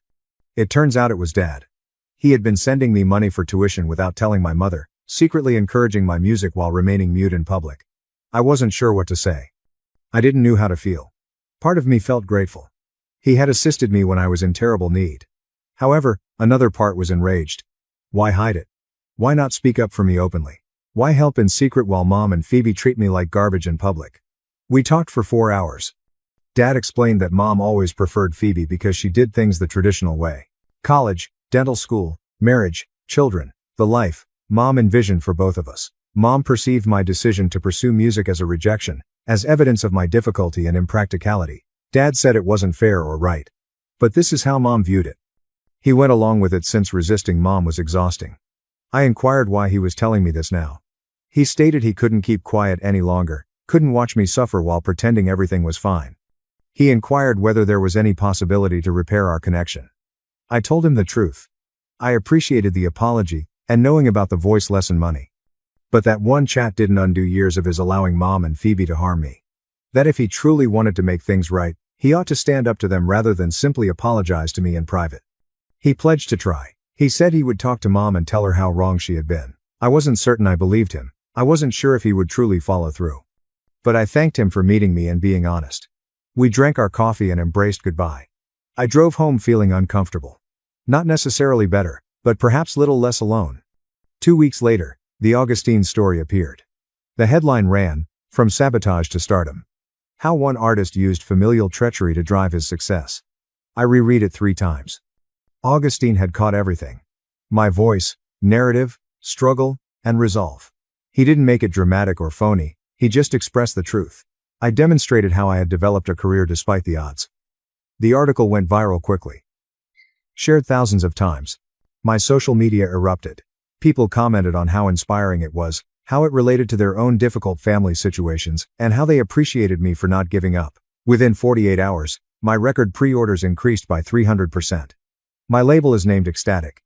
They wanted to push the release date up 2 weeks to capitalize on all of the interest, which meant I had to be ready for promotion sooner than intended, with extra interviews, content, and everything. Riley was already working on it. She scheduled me for a major morning program 3 weeks later, just after my 14-week vocal clearance appointment with Dr. Campbell. If he gave me permission to sing again, I could perform my single live on national television. The timing was excellent. Scary but perfect. Then Phoebe unleashed a lengthy rage on social media. Someone called me a liar. Said I made up the Juilliard narrative for attention, that our family had always supported my music career, that I was twisting facts to make myself look like a victim, and that she had never destroyed anything. The post was frantic, angry, and full of lies that anyone who knew us could see through, but she still posted it, most likely in an attempt to control the narrative and make herself look better. It backfired immediately. Within 3 hours, others began submitting older screenshots. One showed Phoebe commenting on my YouTube account 4 years ago, claiming that my covers were amateurish and embarrassing. Another came from her Facebook, where she advised someone that I was wasting my time with music and should get a real job. A high school classmate shared that he recalls Phoebe gloating about getting me grounded before my Juilliard audition. She claimed she laughed about it at a party the same week. More folks piled on. A female in Phoebe's dental school program told her that Phoebe stole her study notes and passed them off as her own. Someone from Phoebe's MBA program posted about her throwing a classmate under the bus during a group project to make herself appear good. The receipts kept flowing. Screenshots, photographs, and comprehensive narratives with dates and witnesses. Every hour provided further evidence that Phoebe was precisely who I claimed she was. Her desperation post attempting to label me a liar only prompted people to research deeper into her past. The comments on her original post became savage. People were calling her out for lying, pointing out the contradictions, and questioning why she never mentioned supporting my music career if she was such a wonderful sister. Her attempt to control the story failed entirely. By evening, someone had gathered all of the evidence into a Twitter thread that became viral on its own. The thread included screenshots of Phoebe's disparaging remarks about my music, testimonies from those who knew about the Juilliard sabotage, and accounts from her classmates about her entitled behavior. It was shared thousands of times. Around 8 p.m., my phone buzzed with a voicemail notice. Mom's voice came across the speaker, both angry and shaky. She insisted that I make a public statement defending Phoebe immediately. They claimed I was ripping the family apart and damaging Phoebe's reputation. That I needed to tell everyone that I made everything up, exaggerated, or misinterpreted what happened. She stated the media circus had to end, and it was my obligation to repair it. I deleted the voicemail without responding. Matthew sat across from me at my kitchen table, his laptop open. We spent the next 2 hours planning my album's promotional schedule. He organized shorter interview sessions, allowed for extra rest time between commitments, and ensured that nothing would damage my voice before I was totally cured. We designed content that I could make without singing.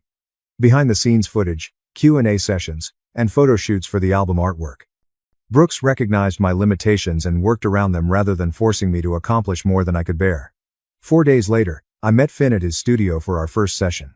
He asked me to practice gentle humming exercises, which felt unusual after weeks of solitude. We focused on breathing methods to relieve stress in my neck and shoulders. He attentively observed my posture and made minor adjustments to assist my voice recuperate properly. Finn said that my discipline impressed him. Most vocalists push themselves too hard and too quickly, which hampered their recovery. He assured me that my voice will recover stronger than before because I was learning right technique during the mending process. We started meeting 3 times per week. Each session developed upon the previous one. Gentle workouts with gradually increasing difficulty. Finn carefully watched everything and made adjustments based on how my throat felt each day. My 12-week checkup with Dr. Campbell occurred on a Tuesday morning. He inspected my voice cords with the scope and nodded while seeing the images on his screen. They said the recovery looked great. There is no irritation or consequence. If everything remained this excellent at the 14-week milestone, he would allow me to resume singing with certain restrictions. Short performances only for the first month following clearance. Nothing too demanding for my voice. I spent my days doing promotional activities that did not involve singing. A photographer arrived to my house to shoot an album cover. We spent 6 hours trying out different clothes and lighting configurations. I created video content for social media.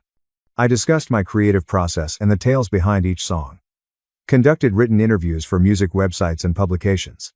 The forced vocal rest helped me develop other aspects of my artistry. I learned how to talk about my music in new ways.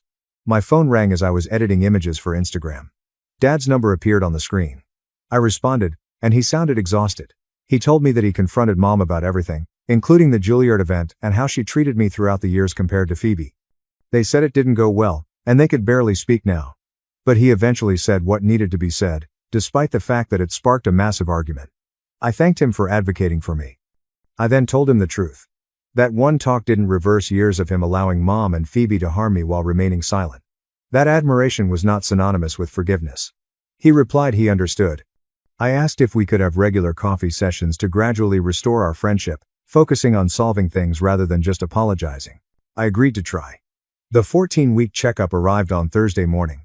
Dr. Campbell performed a thorough examination that lasted nearly an hour. He examined my voice cords from several angles, had me perform light vocal exercises while he monitored, and reviewed all of Finn's progress reports. Then he grinned and told me my vocal cords had recovered perfectly with no issues. He formally cleared me to resume singing with modest increases in intensity over the next month. I could give short performances, but needed to avoid anything too taxing for the next 4 weeks. I began crying right there in the doctor's office. Not sad sobbing, but relief crying, the sort you can't stop because you've been holding your breath for 3 months hoping to hear those words. Brooks rose from his chair and hugged me, as Dr. Campbell grinned and printed my clearance paperwork. My voice was coming back, I could sing again. Dr. Campbell advised me to take things slowly and provided me a list of limits for the following month. There will be no more than 35-minute performances, no screaming or shouting, lots of drink, and respite between sessions. I nodded and cleaned my face with the tissue he gave me. Brooks drove me directly to Finn's studio because I had already texted him the good news, and he wanted to start working with me right away. Finn had set aside his afternoon schedule specifically for this. He greeted us at the door with a huge grin and brought me into the practice area, where he had set up recording equipment in case my voice was good enough to record. Matthew sat on the couch against the wall, while Finn and I stood by the piano. Finn began with the most gentle warm-up exercises, humming initially and then simple scales. My throat felt constricted from nerves, but the sound came out clearly. Different than previously, but in a positive way. Finn's eyes widened, and he motioned for me to continue. We progressed through increasingly difficult exercises, and my voice felt stronger with each one. The polyps that had been causing tension for years were removed during surgery. The right method I learnt during rehabilitation improved my control. My tone was crisper and fuller than it had been before the surgery. Finn filmed everything and played it back to me. I could scarcely recognize my own voice. It sounded professional and polished, like the voice of someone who had already made it. Brooks was smirking from the couch, and Finn kept emphasizing how fantastic I sounded for just obtaining clearance. We spent 2 hours in the studio, and by the end, I was singing actual songs, albeit short ones with careful breath control, but real songs with words and emotion. Finn captured film of me performing, and the footage looked incredible, natural, raw, and authentic. Riley called when we were watching the playback, so I placed her on speaker. She intended to upload the video right away with a comment about resilience and healing. I agreed and emailed her the file. She had it posted within 20 minutes. The response was swift and overwhelming. Hundreds of comments poured in inside the first hour. Thousands of likes and shares. People said they were crying while watching me sing again. Other artists responded with encouragement and congratulations. Fans are sharing their own stories of overcoming adversities. By that evening, the video had reached 100,000 views. Finn has booked 3 further sessions with me over the next week to help me increase strength safely. The morning show performance was in 5 days, and we needed to make sure I was prepared. Every day, I rehearsed my single, with Finn keeping a tight eye to ensure I wasn't pushing myself too hard. He made minor adjustments to my technique that made a significant difference, showed me how to better support my breath, and reduce stress in my jaw. My voice felt strong, and I was more excited than afraid to perform on national television. This was the moment I had been striving towards for 14 weeks. Dad called 4 days before the show. He sounded uncomfortable, and I knew right away something was wrong. He informed me Phoebe had asked him to deliver a message. She wanted to apologize and speak. I remained quiet and let him continue. He claimed he told Phoebe she needed to undertake real self-reflection about her behavior and that she couldn't simply apologize because the public response was harming her reputation and job. He claimed he wasn't sure whether her willingness to communicate was real or intentional. I thanked Dad for being honest with me. Then I told him I wasn't prepared to talk to Phoebe and might never be. Some relationships cannot be mended, no matter how much someone apologizes. That I was concentrating on creating the life and profession I desired rather than repairing a family dynamic that had been strained long before the graduation celebration. Dad explained that he understood and was proud of me for setting boundaries. We spent another hour discussing my impending performance and CD release. He wanted to watch the morning show, and I said yes. I awoke at 5 a.m. on the day of the concert and warmed up my vocals in the shower. Brooks got me up at 6 and took me to the studio. Riley greeted us there with my dress and cosmetics artist. The green room was modest but pleasant, and I spent an hour getting dressed and preparing my talking points for the interview. When we met backstage, the host was kind and told me how much she enjoyed my story. They said it would inspire a large number of individuals. When I stepped onto the set at 8:30, the studio crowd applauded. The interview lasted 6 minutes, and I discussed the surgery recovery and rediscovering my voice, both literally and metaphorically. Then I played my single live with a little band backing me up. My voice was loud and clear, and I struck each note precisely. The audience gave me a standing ovation. The performance video was made available online shortly after the program ended. It became viral within hours. 5 million views in 24 hours. Comments are streaming in from all across the world. Music blogs and entertainment websites are publishing pieces on my reappearance. My phone didn't stop vibrating all day. 2 days later, my record was out. I spent the release day conducting radio interviews and social media promotion. Brooks compulsively tracked the sales figures and texted me regular updates. By the end of the first week, the album had debuted at number 3 in the charts. My label has not seen such high first-week sales from a new artist in years. The combination of my story, the quality of the music, and the attention had resulted in the perfect launch. My label hosted a modest celebration in their office, and everyone started thanking me. Brooks and I headed to my favorite restaurant that evening to properly celebrate. Only the two of us in a quiet corner booth. He ordered champagne and told me he was proud of how I handled the conflict and recovery. Sitting there, I recognized that standing up to my family had been both terrifying and vital. It unlocked doors I didn't realize were possible. They gave me permission to cease tolerating their abuse and begin developing something better. 6 months have passed. I was on a nationwide tour, performing in locations I had previously only imagined. Shows in big cities were completely sold out. Fans are singing along to every word. My voice was stronger than ever, and I developed a career on my own terms, free of family backing or approval. Dad and I would meet for coffee every couple weeks, and our relationship was gradually improving. He'd started standing up to Mom and establishing his own boundaries. But I'd accepted that Mom and Phoebe might never be a part of my life again, and I was quite fine with it. Matthew, Finn, Riley, and the fans that listened to my music had become like family to me. People who embraced my accomplishment rather than resented it. Who turned up when I needed them. Who believed in me even when I doubted myself. That was sufficient. Parents orchestrated my eviction on my birthday. A decade later, they tried to seize Grandpa's estate, until lawyers said 3 words that ended them. My name is Lucas, I am 27 years old, and if you had told me 10 years ago that I would one day inherit my grandfather's whole inheritance, worth a staggering $3.5 million, I would have laughed in amazement. Back then, I had no idea whether I'd make it through the week, let alone to a lawyer's office with my estranged parents staring at me like vultures circling their prey. The irony is that these are the same parents that abandoned me at 18, sent me out with nothing but a backpack, and told me I was no longer their responsibility. Yet, here we are, with them reappearing at the will reading as if the previous decade had not occurred. Growing up, my family was complex. My parents weren't poor by any means. We lived in a comfortable suburban home. My father worked as a regional manager for a logistics company, while my mother was a part-time teacher who pretended to run the entire neighborhood. But they had a catastrophic fault. Appearance was everything. Sophia, my older sister, was the golden child. Straight-A student and cheerleader who never caused them any trouble. She could do no wrong. I, on the other hand, was represented as a letdown. I was not rebellious. Not really. I just didn't fit the mold. I preferred art to sports, literature to vehicles, and I had a stubborn streak that made me question things they expected me to embrace. That was unforgivable for them. When I was a teenager, the cracks became more noticeable. When money was involved, it became a weapon. Sophia received a brand new automobile for her 17th birthday, whilst I was instructed to be grateful for hand-me-downs. She had her college tuition completely covered, whereas I was told that if I wanted to go, I would have to figure it out on my own. And when I tried to question why things weren't equal, I was lectured about being a man and earning my place. My mother would roll her eyes and say things like, you've always been too sensitive. You expect the world to hand you things. My father would mutter about how I'd never make it without them.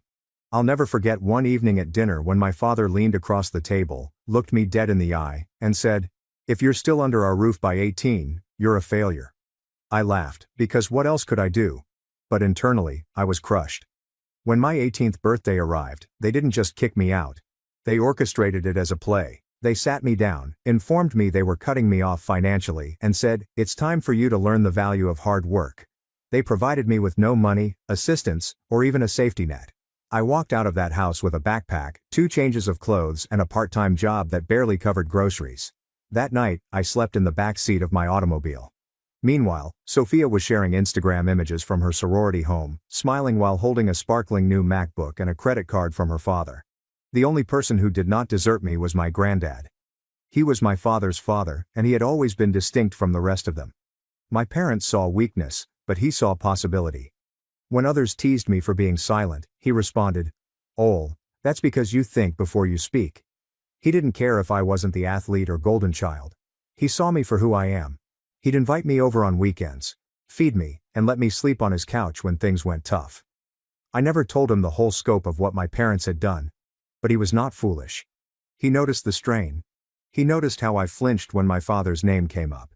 And over time, he became more like a father to me than my biological father ever was. Fast forward almost a decade. I'd created a modest lifestyle for myself. It was not glamorous. I worked long hours, saved where I could, and maintained a distance from my family. Sophia would occasionally send me smug texts about her travels or new house, reminding me that I was still beneath her. My parents remained silent, until they needed anything. Then, all of a sudden, I'd get a call from my mother. "Lucas, honey, how are you doing?" I knew better than to believe it. I always kept my responses short. I was not going to be their backup plan. Then came the phone call I had both dreaded and anticipated. My granddad passed away. It gutted me. Even though he'd been sick for a time, I was certain he'd recover. Losing him felt like losing the only true family I'd ever known. When the lawyer called to inform me that I would be attending the will reading, I expected to receive a watch or a letter, something sentimental. I never imagined me inheriting everything. When I walked into the oak-paneled office, I froze. My parents and Sophia sat there dressed as if they were going to a gala. My mother's smile was big. My father's hand rested smugly on his knee. And Sophia gave me this once-over, as if she were calculating how much I was worth today. I wanted to turn around and leave, but I pushed myself to sit. The air was thick with her phony sweetness. My mother leaned over and whispered, "Don't worry, Lucas. We'll make sure the estate is taken care of properly." My father added, "Yeah, of course. We'll manage it for you." They had already begun to mentally count the money. I saw it in their eyes. They assumed I was still the weak youngster they had kicked out. But then the lawyer cleared his throat, shuffled the documents, and delivered the words that made my heart race. Per the wishes of the late Mr. Walter Montgomery, his entire estate, valued at approximately $3.5 million, is hereby left to his grandson, Lucas Montgomery. I swear time has stopped. I looked up, and for a single second, I believed I saw my grandfather's smirk in my head, as if he had planned this moment all along. My parents' smiles were frozen in place. Sophia's jaw actually fell, and then the lawyer turned the page and said, "There are additional stipulations you'll want to hear." Which is when things took a turn that none of us expected.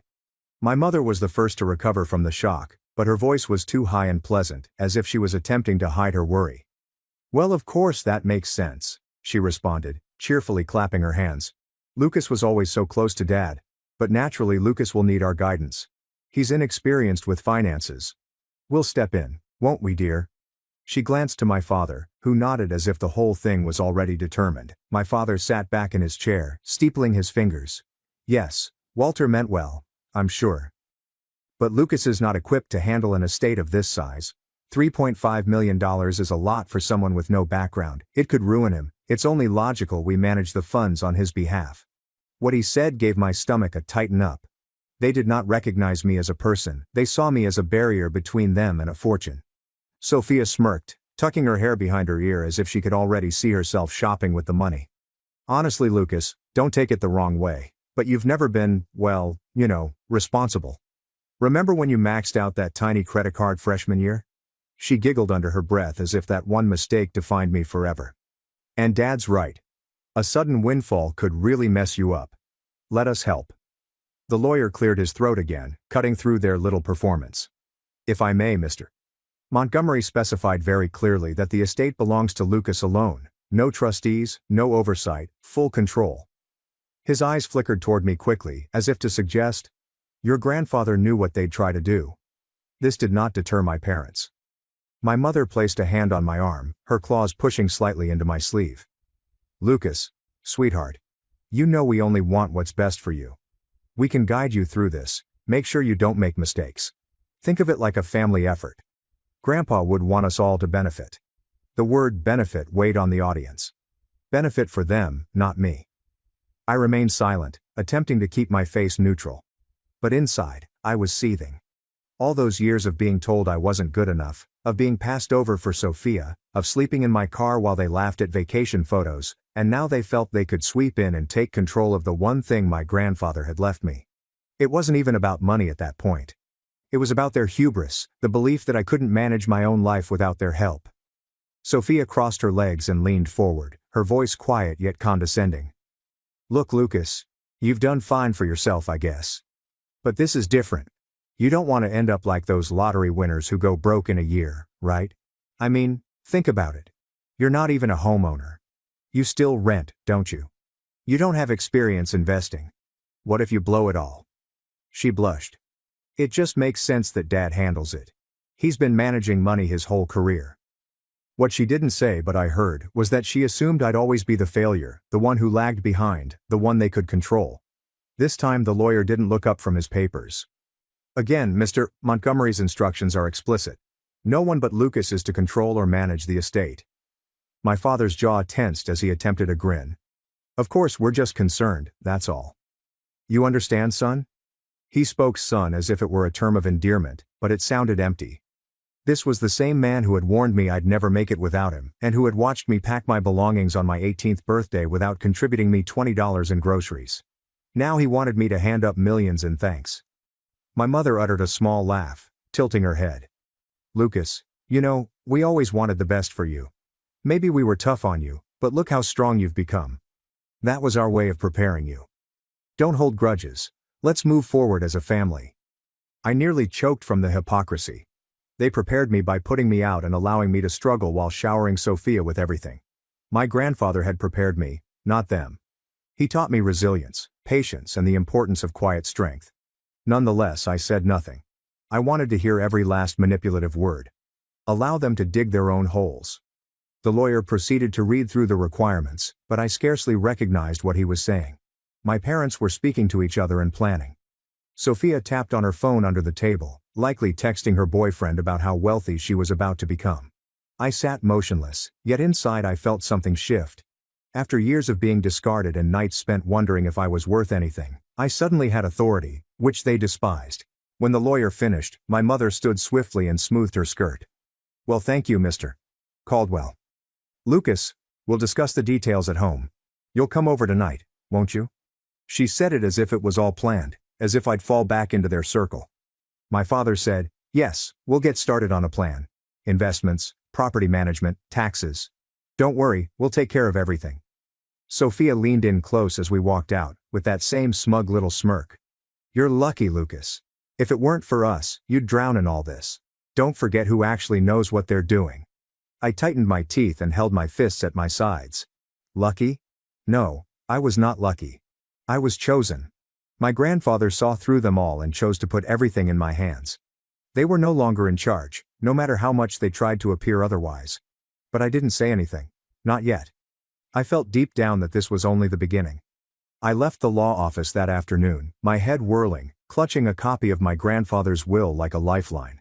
My parents walked out with the brittle grins that come with suppressing disappointment, but I could feel their eyes burning into my back as I walked away. I knew them well enough to realize that this was not the end of their plans.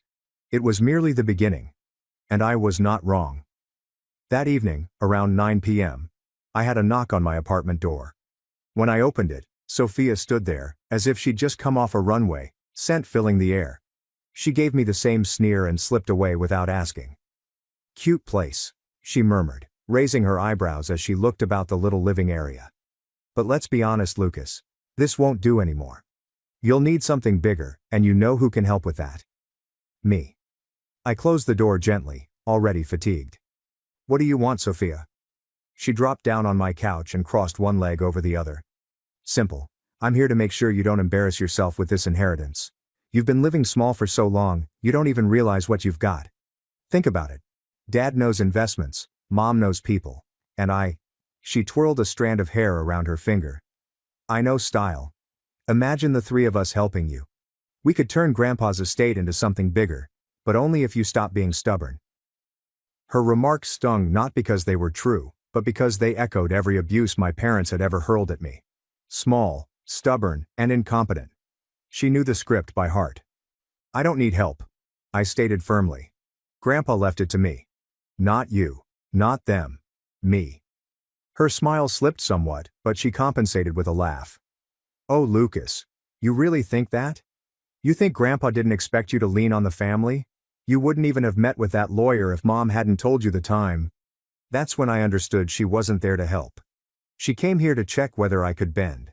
But the true betrayal happened a week later. I received a call from the lawyer, his tone clipped.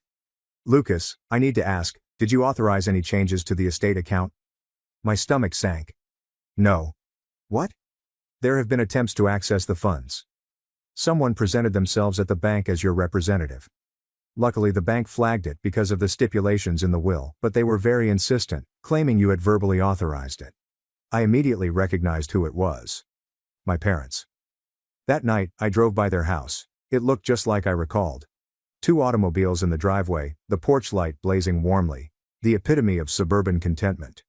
I sat there in the dark, hands grasping the wheel, staring at the home from which I had been exiled. And for the first time, I felt neither grief nor longing. I felt cold and calculated, because this wasn't just manipulation anymore. This was theft. They were willing to breach the law, fabricate, and lie in order to deprive me of what my grandfather had trusted me with. Sophia emailed me later that night, as if the cosmos wanted to twist the knife. "Don't be naive, Lucas. Money belongs in the hands of those who understand how to use it. Be smart, or you will lose everything." I looked at the message for a long time, my heart pounding in my chest. That was when something snapped. The betrayal was not simply an attempt to steal from me. It was the understanding that they would always perceive me as the weak link, the throwaway one. They had cut me off at 18, laughing as I struggled to make ends meet, and now that I had something of my own, they wanted it as well. I set down my phone and sat in the dark, thinking about my grandfather. I remembered his voice, calm and forceful. The way he looked at me and said, "Oh, don't let anyone tell you what you're worth. You decide." I hadn't believed him for years. But now with my folks hovering like sharks, I finally understand. That night was the tipping point. I was not going to let them control me anymore. And I wasn't just going to safeguard what I owned. I was determined to make them regret underestimating me. But I had no clue how far they'd go next, or how vicious the fight was about to go. The days following the bank incident were some of the saddest I'd experienced since the night I was kicked out at 18. At first, I assumed I could simply disregard my parents' plots, cut them out entirely, and move on with my life. But that was not how they worked. They had a habit of clawing into every gap and forcing themselves into areas they didn't belong, until you felt suffocated. I started to notice unusual things. One morning, I went down to my car and discovered a deep scratch along the side. It was not arbitrary, it looked purposeful and jagged, as if someone had dragged a key from the front bumper to the taillights. Later that week, I received an email from my landlord stating that they had gotten numerous anonymous complaints about noise from my unit. I lived alone. I rarely played music and worked late most nights. Someone was obviously trying to cause trouble for me. Then came the murmurs. My parents still lived in the same town where I grew up, and they had their own small group of friends, the country club set, the church crowd, and the gossipy neighbors. When I was running errands around town, those individuals began to look at me differently. The grocery store cashier, who used to grin, raised her eyebrows as I paid in cash.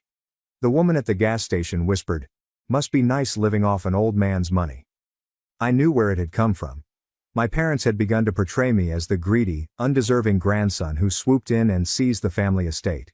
The worst part was not even the defamation. It was the silence. My few friends in town stopped calling. They had heard the rumors too, and perhaps some of them believed them. I'd worked so hard to build a reputation as someone dependable and trustworthy, and now my parents were ruining it all. I reached a low point one night as I sat alone at my kitchen table, staring at the mound of bills in front of me. Not because I couldn't pay them, I had money now, but because I was afraid. I was terrified that if I utilized my grandfather's money too freely, it would feed into the story my parents were crafting. I was terrified that every action I made would be used to prove that I was incapable of handling what I had been handed. That's when the old doubts came back. Maybe they were correct. Perhaps I was not strong enough. Perhaps I'll drown in this fortune, as they said. For hours, I sat there repeating every insult, dismissal, every memory of being told I was useless. It felt like I was 18 again, sleeping in the back seat of my car and wondering if I'd make it through the week. But then I opened the table's drawer and discovered something I had almost forgotten. My grandfather gave me an envelope on my 21st birthday. I had kept it for years without actually looking at it again. Inside was a message written in his firm, slightly wobbly handwriting. "Lucas, if you're reading this, I hope you've realized by now that the world does not provide you anything it attempts to take. Don't let them. You are stronger than you realize, and one day you will need to show it. When that time comes, do not back down. Stand tall. They can only take from you if you give it to them." I read it often until the words became ingrained in my memory. My granddad had known. He saw through my parents long before I did, and he believed in my ability to overcome them. That night, something changed in me. I was still at rock bottom. Lonely. Beaten down. And overwhelmed. But I began to plan discreetly and deliberately. I started capturing everything. I retained copies of the bank's report on the attempted account access. I saved Sophia's texts. I jotted down every rumor I heard in town and where it came from. I began staying late at work, using the company's public computers to conduct research on estate law, trust funds, and property administration. If they wanted to treat me as if I was incapable, I would make sure I was the most capable person in the room. I did not inform anyone what I was doing. I smiled when people sneered, remained cool when my parents threw tiny jabs, and pretended to back down. All the while, I was silently constructing something beneath the surface. It was lonely and unpleasant. Every day seemed like walking a tightrope over an infinite drop. The silence, however, held a curious force. For the first time, I didn't respond. I was prepared. And I had a strong sensation that my grandfather would have been proud. I wasn't sure when or how. But I promised myself that one day the balance would shift. That I'd stop being the target and start holding the strings. I just had no idea how quickly that moment would come, or how violently my parents would try to force my hand. The transition did not occur overnight, but once it began, it felt unstoppable, like a tide suddenly turning in my favor after years of being pulled beneath. I kept my head down, worked long hours, and dedicated myself to learning everything I could about responsible money management. It was not about the money itself. Not really. It was about demonstrating to myself that I wasn't the defenseless child my parents had always described me as. The first significant turning point occurred when I engaged a financial advisor, not someone glamorous or connected to my parents' world, but a quiet, methodical man named Richard who was recommended by a co-worker. He was unimpressed with the size of the estate and did not treat me as a youngster. He sat across from me with a yellow legal pad, asking thoughtful questions and listening to my responses without judgment. By the end of our first meeting, he had delivered me a straightforward plan with diversified investments, tax coverage, and long-term security built in. "You're more than capable," he assured me as we shook hands. "You just needed someone to confirm it." Those words ignited something within me. For the first time, I realized I wasn't just holding on to my grandfather's gift out of fear. I was building upon it. I utilized a portion of the estate to purchase a small home in a quieter area of town. Nothing extravagant, nothing my parents could mock at for bragging, yet, it was mine. Walking through those empty rooms the first night, I paused in the midst of the living room, allowing the silence to wash over me. Nobody could throw me out here. Nobody could tell me I didn't belong. The keys in my pocket demonstrated that I had finally carved out something real. At work too, things began to shift. I was just another name on the payroll. But, with my grandfather's letter in the back of my mind, I began to push harder. I volunteered for projects, worked late, and provided more than expected. People gradually began to notice. A tiny yet important advancement occurred. My manager stated to me, "You've got leadership in you, Lucas. You just need to believe it yourself." I did not broadcast any of this. I knew better than to tell my folks how wonderfully things were going. Eventually, news spread. Small-town gossip had a way of coming back. And soon, I began to hear whispering, which fueled me even more. He purchased a house. He has a new job title. Perhaps Walter knew what he was doing after all. My parents' rumors were crumbling and being replaced by something else. Respect, albeit grudgingly. That regard worried my parents more than anything else. Sophia paid an unexpected visit to my new home one evening. I did not allow her cross the porch. She stood there in heels, arms folded, her face something between bewilderment and irritation. "Nice place," she stated frankly. "Did you decorate it yourself? Or did you finally get someone to hold your hand?" I did not bite. I simply leaned against the doorframe and replied, "I'm fine, Sophia." "Better than fine." Her eyes narrowed. "Don't get cocky, Lucas. You think one house and a job promotion means you've won? Dad's already looking into ways too." She stopped herself, biting her lip. But I caught it. "Dad is already looking into how to what? Regain control? Undermine me?" It did not matter. I realized then that they had not given up. And that's when I knew my rise was more than just survival. It was all about location. Every stride forward created leverage. Every success was a weapon that they could not take away from me. I began to associate with people outside of my family's circle. I joined a local charity board in my grandfather's name to celebrate the work he had done quietly for years. I worked with people who valued my grandfather's integrity and generosity. With each handshake and link, I was creating a web of support for myself that my parents couldn't break with rumor alone. Inside I remained guarded, still bearing the scars of those early years. But for the first time, I sensed a quiet confidence growing. My parents expected me to stumble and drown in responsibility. Instead, I was learning to swim in waters far deeper than they had expected. Nonetheless, I kept my preparations covert. I knew the storm was not over. If anything, it was accumulating, and when it broke, I wanted to be prepared because I could feel it coming. My parents were not the type to accept loss in silence. They attempted manipulation. They tried stealing. They tried slander. None of it had worked. I knew the next move was going to be bigger and more desperate. And when the time came, I needed to be prepared to not just defend myself, but also strike back. The setup happened nearly by accident. In retrospect, it felt like my grandfather was guiding me even years after his death. I'd started going to more of those charity board meetings, which I joined in his honor. And at one of these events, I met Marcus Hale. He was in his late 50s, a retired attorney with piercing eyes and a calm demeanor that drew you in when he spoke. He had known my grandfather personally. They appear to have played chess together every Thursday night for nearly 10 years. When he learned who I was, his expression softened. "Walter was a rare man," he stated firmly, shaking my hand. "I hope you know how proud he was of you." The way he phrased it felt unusual, almost secretive. Later that week, while drinking coffee, he leaned across the table and said quietly, "You should be careful. Your grandfather, he anticipated there might be trouble after he passed. He put certain protections in place." I froze. Protections? What types of safeguards exist? Marcus grinned slightly. "That's something we can talk about more formally. But let's just say Walter wasn't blind to your parents' nature. He made sure the estate would be safeguarded in ways they wouldn't expect. If they overstep, it won't just be morally wrong, it'll be legally disastrous for them." For the first time, I knew I wasn't simply playing defense.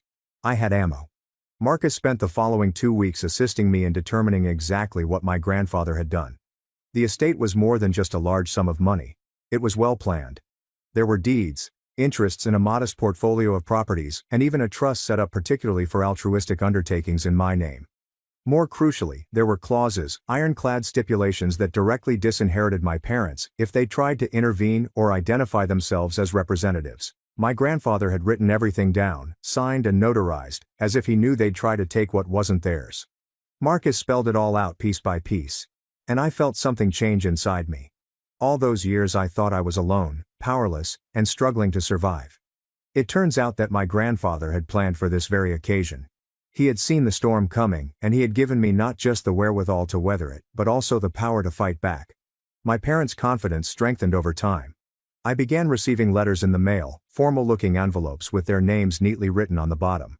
Proposals about how I should divide the inheritance. One person proposed placing Sophia on the payroll as a family liaison. Another suggested selling off the estate properties to eliminate management issues, and then funneling the revenues into trusted family accounts. I didn't respond to any of them, but I did keep each letter properly packed in the folder Marcus asked me to keep. He told me that paper traces are powerful. Every word they write is another rope around their own neck. At the same time, I was moving up in my own right. Work acknowledged me again, this time with a big promotion that included increased authority and a place at the table during strategy sessions. People who had previously neglected me were now asking for my opinion and nodding as I spoke. It wasn't about money anymore, it was about respect. Genuine respect is acquired through persistence and ability. With respect came allies. The more people saw me come into my own, the more they quietly countered the rumors my parents had spread. At community functions, I overheard statements like, "Lucas's really turned out well," and, "You can tell Walter raised him right." Each remark chipped away at the false image my parents had attempted to create. The nicest part was that they didn't know. They had no idea that while they plotted behind closed doors, I was gathering allies, records, and quiet power. They assumed I was still the boy they had sent out with nothing but a rucksack. They expected me to capitulate, hand over the reins and thank them for it. But I wasn't that boy anymore.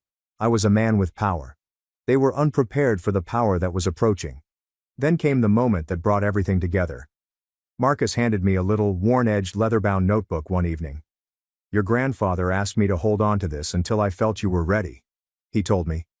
Inside were pages of my grandfather's handwriting, notes and comments, as well as a precise description of how to fight every move he predicted my parents would make. He had not only left me money, but also a playbook. As I closed the journal, my hands quivering, I knew something with absolute conviction. The time for just surviving had passed. I wasn't just going to defend what I owned. I planned to set the setting so that when my parents made their next move, I'd be fully prepared to destroy it. They wanted to play games with me. They had no idea I was already holding the winning hand. The breaking point came faster than I anticipated. My parents had been circling for months, writing letters, dropping hints to neighbors, and making not-so-subtle remarks whenever we crossed paths in town. But when they did make their move, they went big. Too big. Marcus called me on a fresh fall morning. His voice was quiet, yet it had a sharpness that I had not heard before. "Lucas, your parents filed a petition with the court this morning. They're claiming you're unfit to manage the estate and are requesting guardianship of the assets." Guardianship?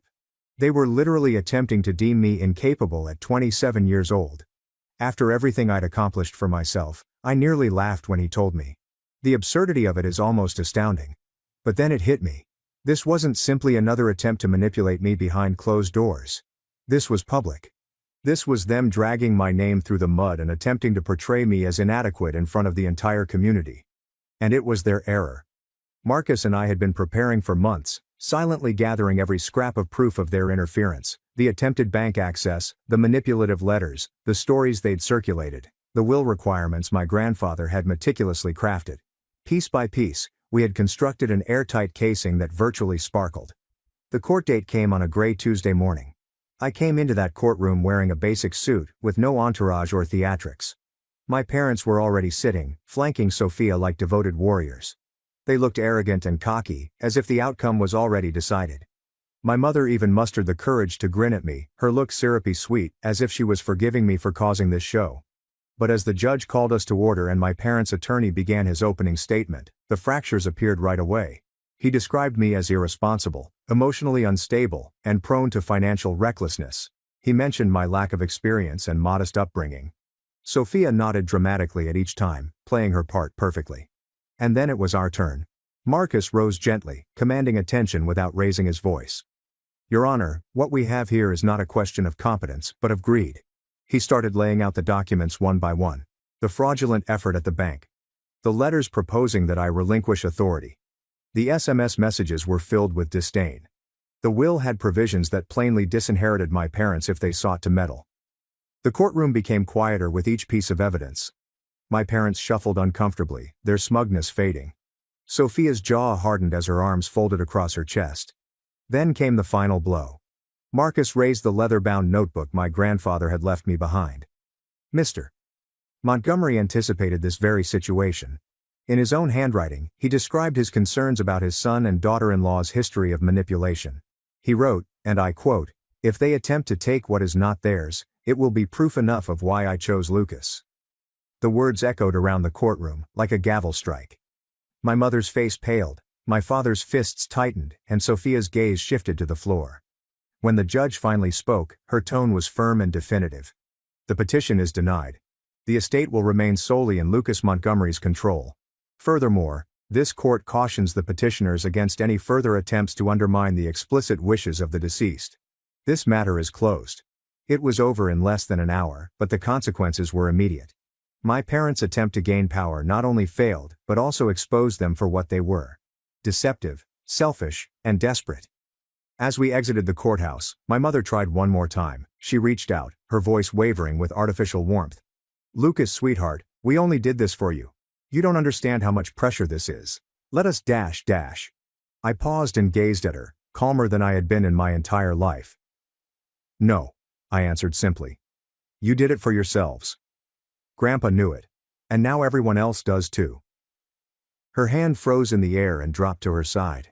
My father muttered something under his breath, but he could not meet my gaze. Sophia pushed ahead, her shoes clicking like bullets on the marble floor. I walked out of that courthouse with the weight of years lifted off my shoulders.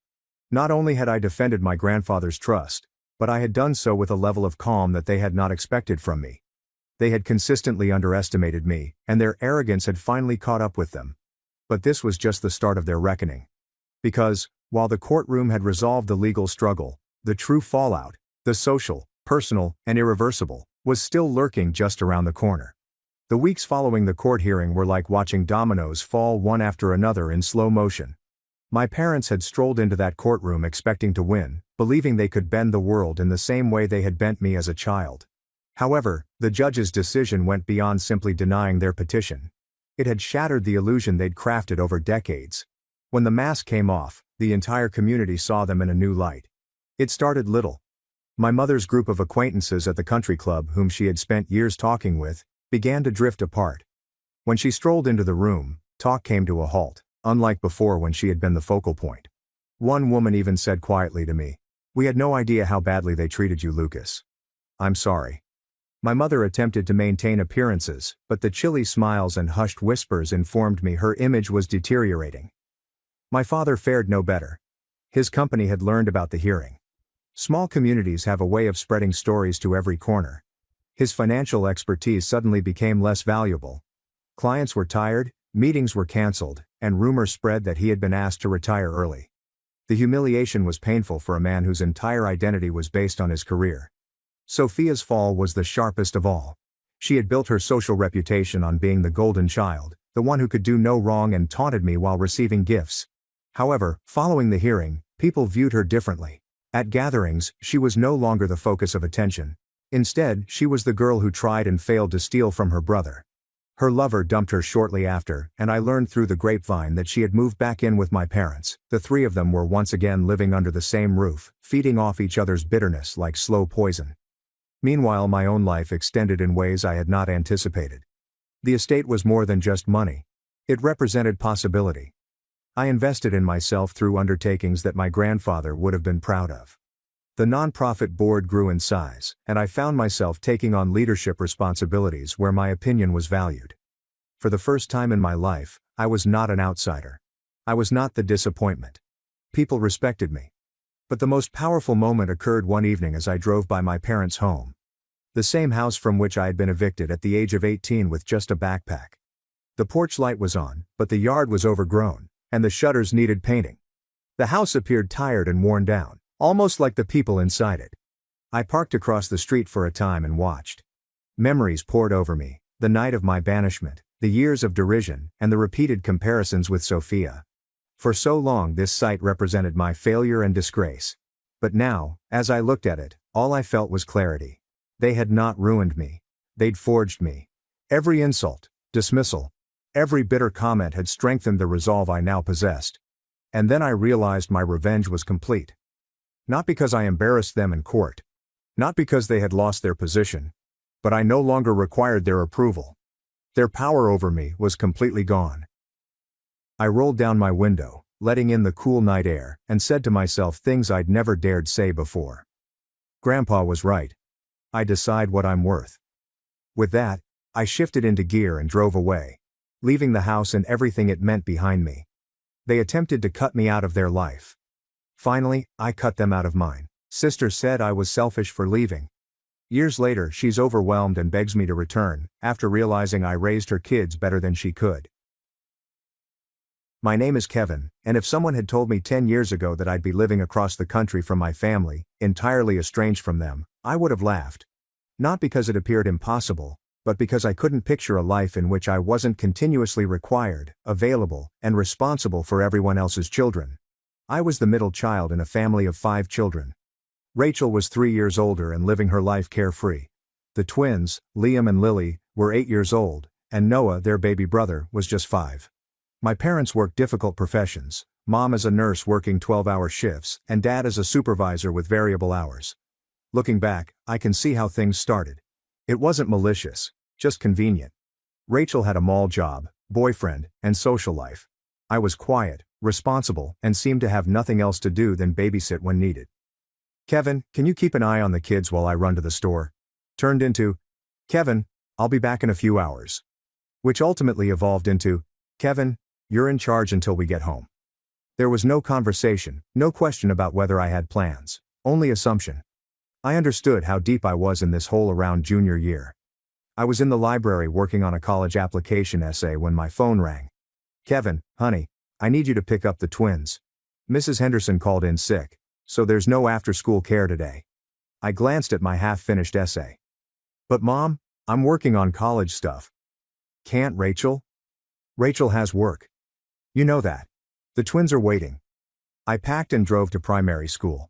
The twins piled into the back seat of the beat-up Honda my parents let me drive for family emergencies, which evidently included any time they required chauffeur service.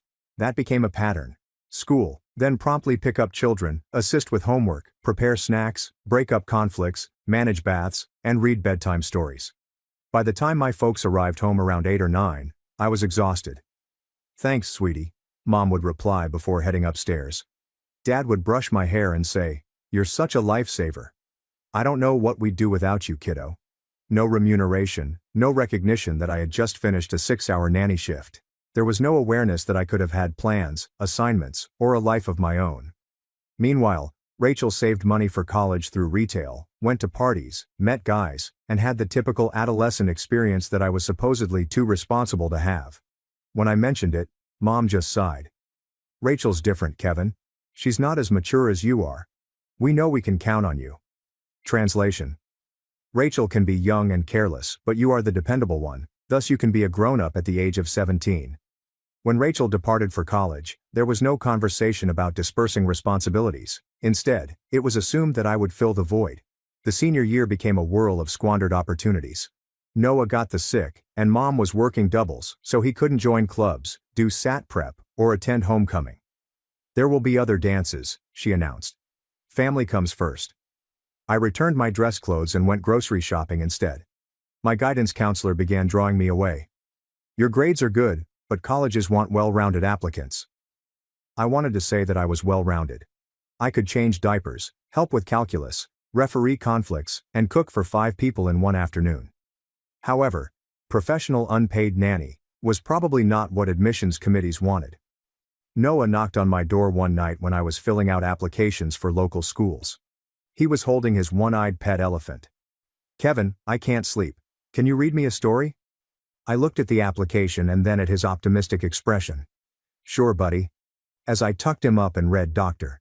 Seuss for the umpteenth time, I noticed something that made my chest tighten. I truly and deeply loved these children. But somewhere along the way, love morphed into obligation, and obligation into a cage. The tipping point occurred in February of my senior year. Rachel called home in tears. She'd failed 2 classes and been placed on academic probation. She needed to return home to straighten things out, which meant relocating to her old room and having mom and dad support her while she worked at the mall again. I was preparing after-school snacks for the twins on the day she returned, laden with suitcases and dorm decorations. She put her belongings in the living room and looked about. God, this place is a mess, she exclaimed. What happened to keeping things clean? I asked, pointing to Liam assembling Legos and Lily completing homework surrounded by art supplies. Kids happened. Kids that someone has to watch. Rachel shrugged. Well, now that I'm back, maybe I can help out sometimes. Sometimes. The word hung in the air like a promise no one meant to keep. That weekend, Mom asked me to monitor everyone while they took Rachel out to supper to discuss her future plans. I spent Saturday evening assisting with homework, settling twin fights, and establishing bedtime rituals. They arrived home after 10 o'clock, giggling at something Rachel had said. Oh, and Kevin. Mom turned to me as she walked upstairs. Rachel needs the car tomorrow for job hunting. You'll have to find another way to get to school. I looked at her disappearing form.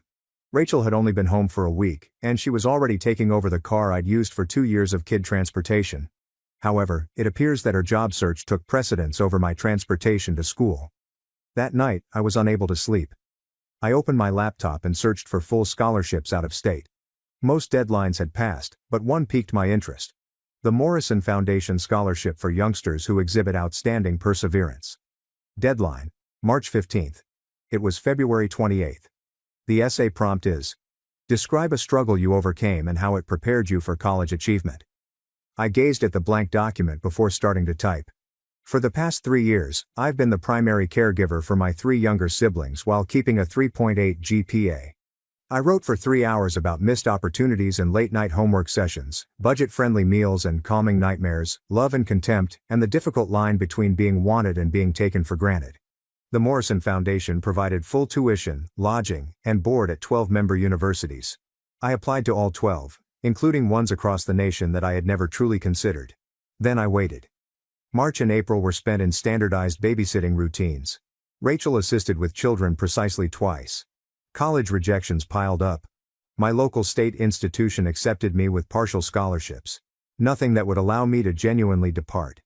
On a Thursday in late April, I received the call. My phone rang when I was making mac and cheese and assisting Lily with her math homework. Unknown number. Hello? Hi, is this Kevin Mitchell? This is Dr. Carter Kim from the Morrison Foundation. I'm calling with wonderful news. I almost dropped the wooden spoon. Lily glanced up, sensing something significant. You've been selected as one of this year's Morrison Scholars. Congratulations, Kevin. Your essay was extraordinary. The kitchen floor was swaying. What? Full scholarship to your first choice school, Portland State University in Oregon. 4 years, full tuition, room, board, and a stipend for books. Oregon is 3,000 miles away. A place where no one recognized me as the person who babysat his siblings. You deserve it. Your resilience and maturity shone through every line. After I hung up, Lily tugged on my shirt. Kevin, who was that? You look funny. I got into college. I got a full scholarship to college. That evening when my parents arrived home, I informed them about the scholarship. I expected joy, congratulations, and possibly pride. Instead, I experienced perplexity. Oregon? Mom asked, as if I'd declared I was relocating to Mars. But why Oregon? There are perfectly good schools here. It's a full scholarship, Mom. Full ride. Dad frowned. But what about the kids? Rachel's still getting back on her feet. We can't handle everything without you. I stared at him. I'm 18 years old, Dad. I'm supposed to go to college. Of course, Mom replied swiftly. We're just saying maybe somewhere closer. Somewhere you could come home on weekends. Somewhere you could still be on call for babysitting duty. This is a once-in-a-lifetime opportunity.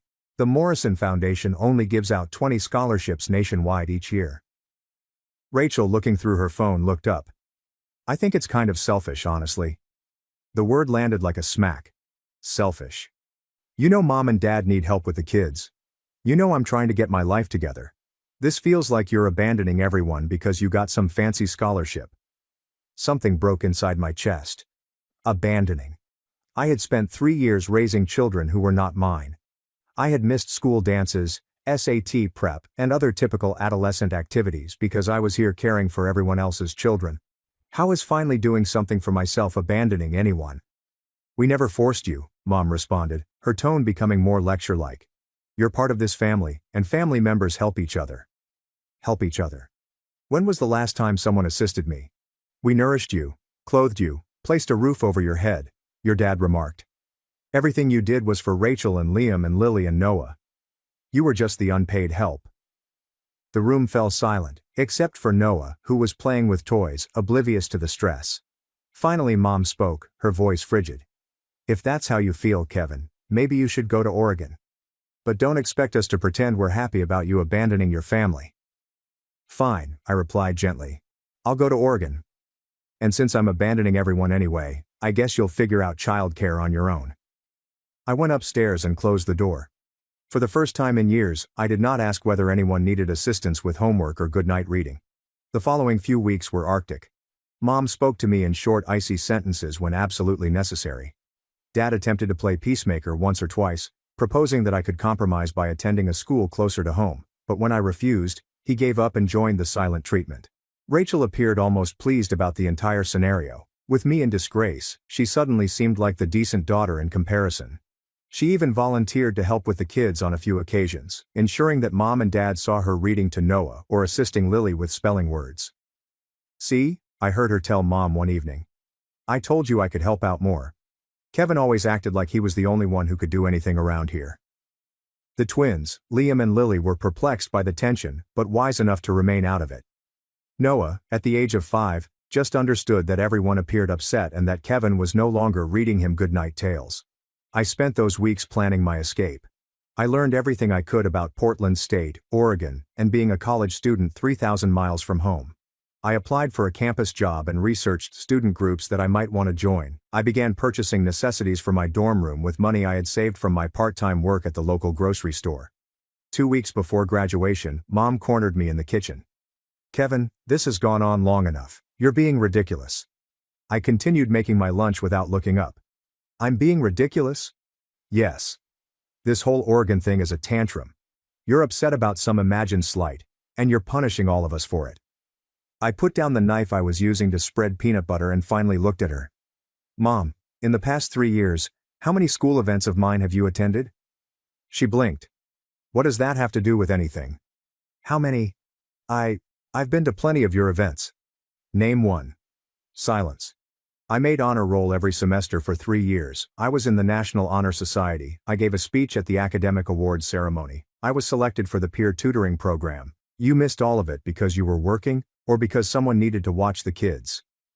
Kevin, you know how demanding my job is. You went to every single one of Rachel's volleyball games. You went to her homecoming dance pictures. You threw her a party when she got accepted to college, even though her grades were terrible. Mother's face reddened. That's different. How? Rachel needed more support. She wasn't as naturally responsible as you. So I got punished for being responsible by being given more responsibility. And Rachel got rewarded for being irresponsible by having her responsibilities taken care of for her. It's not punishment, Kevin. It's family. No, Mom. Family is when everyone contributes. Family is when parents take care of their children instead of making one child take care of the others. Family is when a teenager gets to be a teenager instead of being a built-in babysitter. I picked up my sandwich and walked up the stairs. "Where are you going?" Mom called after me. "To my room to work on scholarship paperwork, for the opportunity I'm being selfish about by accepting."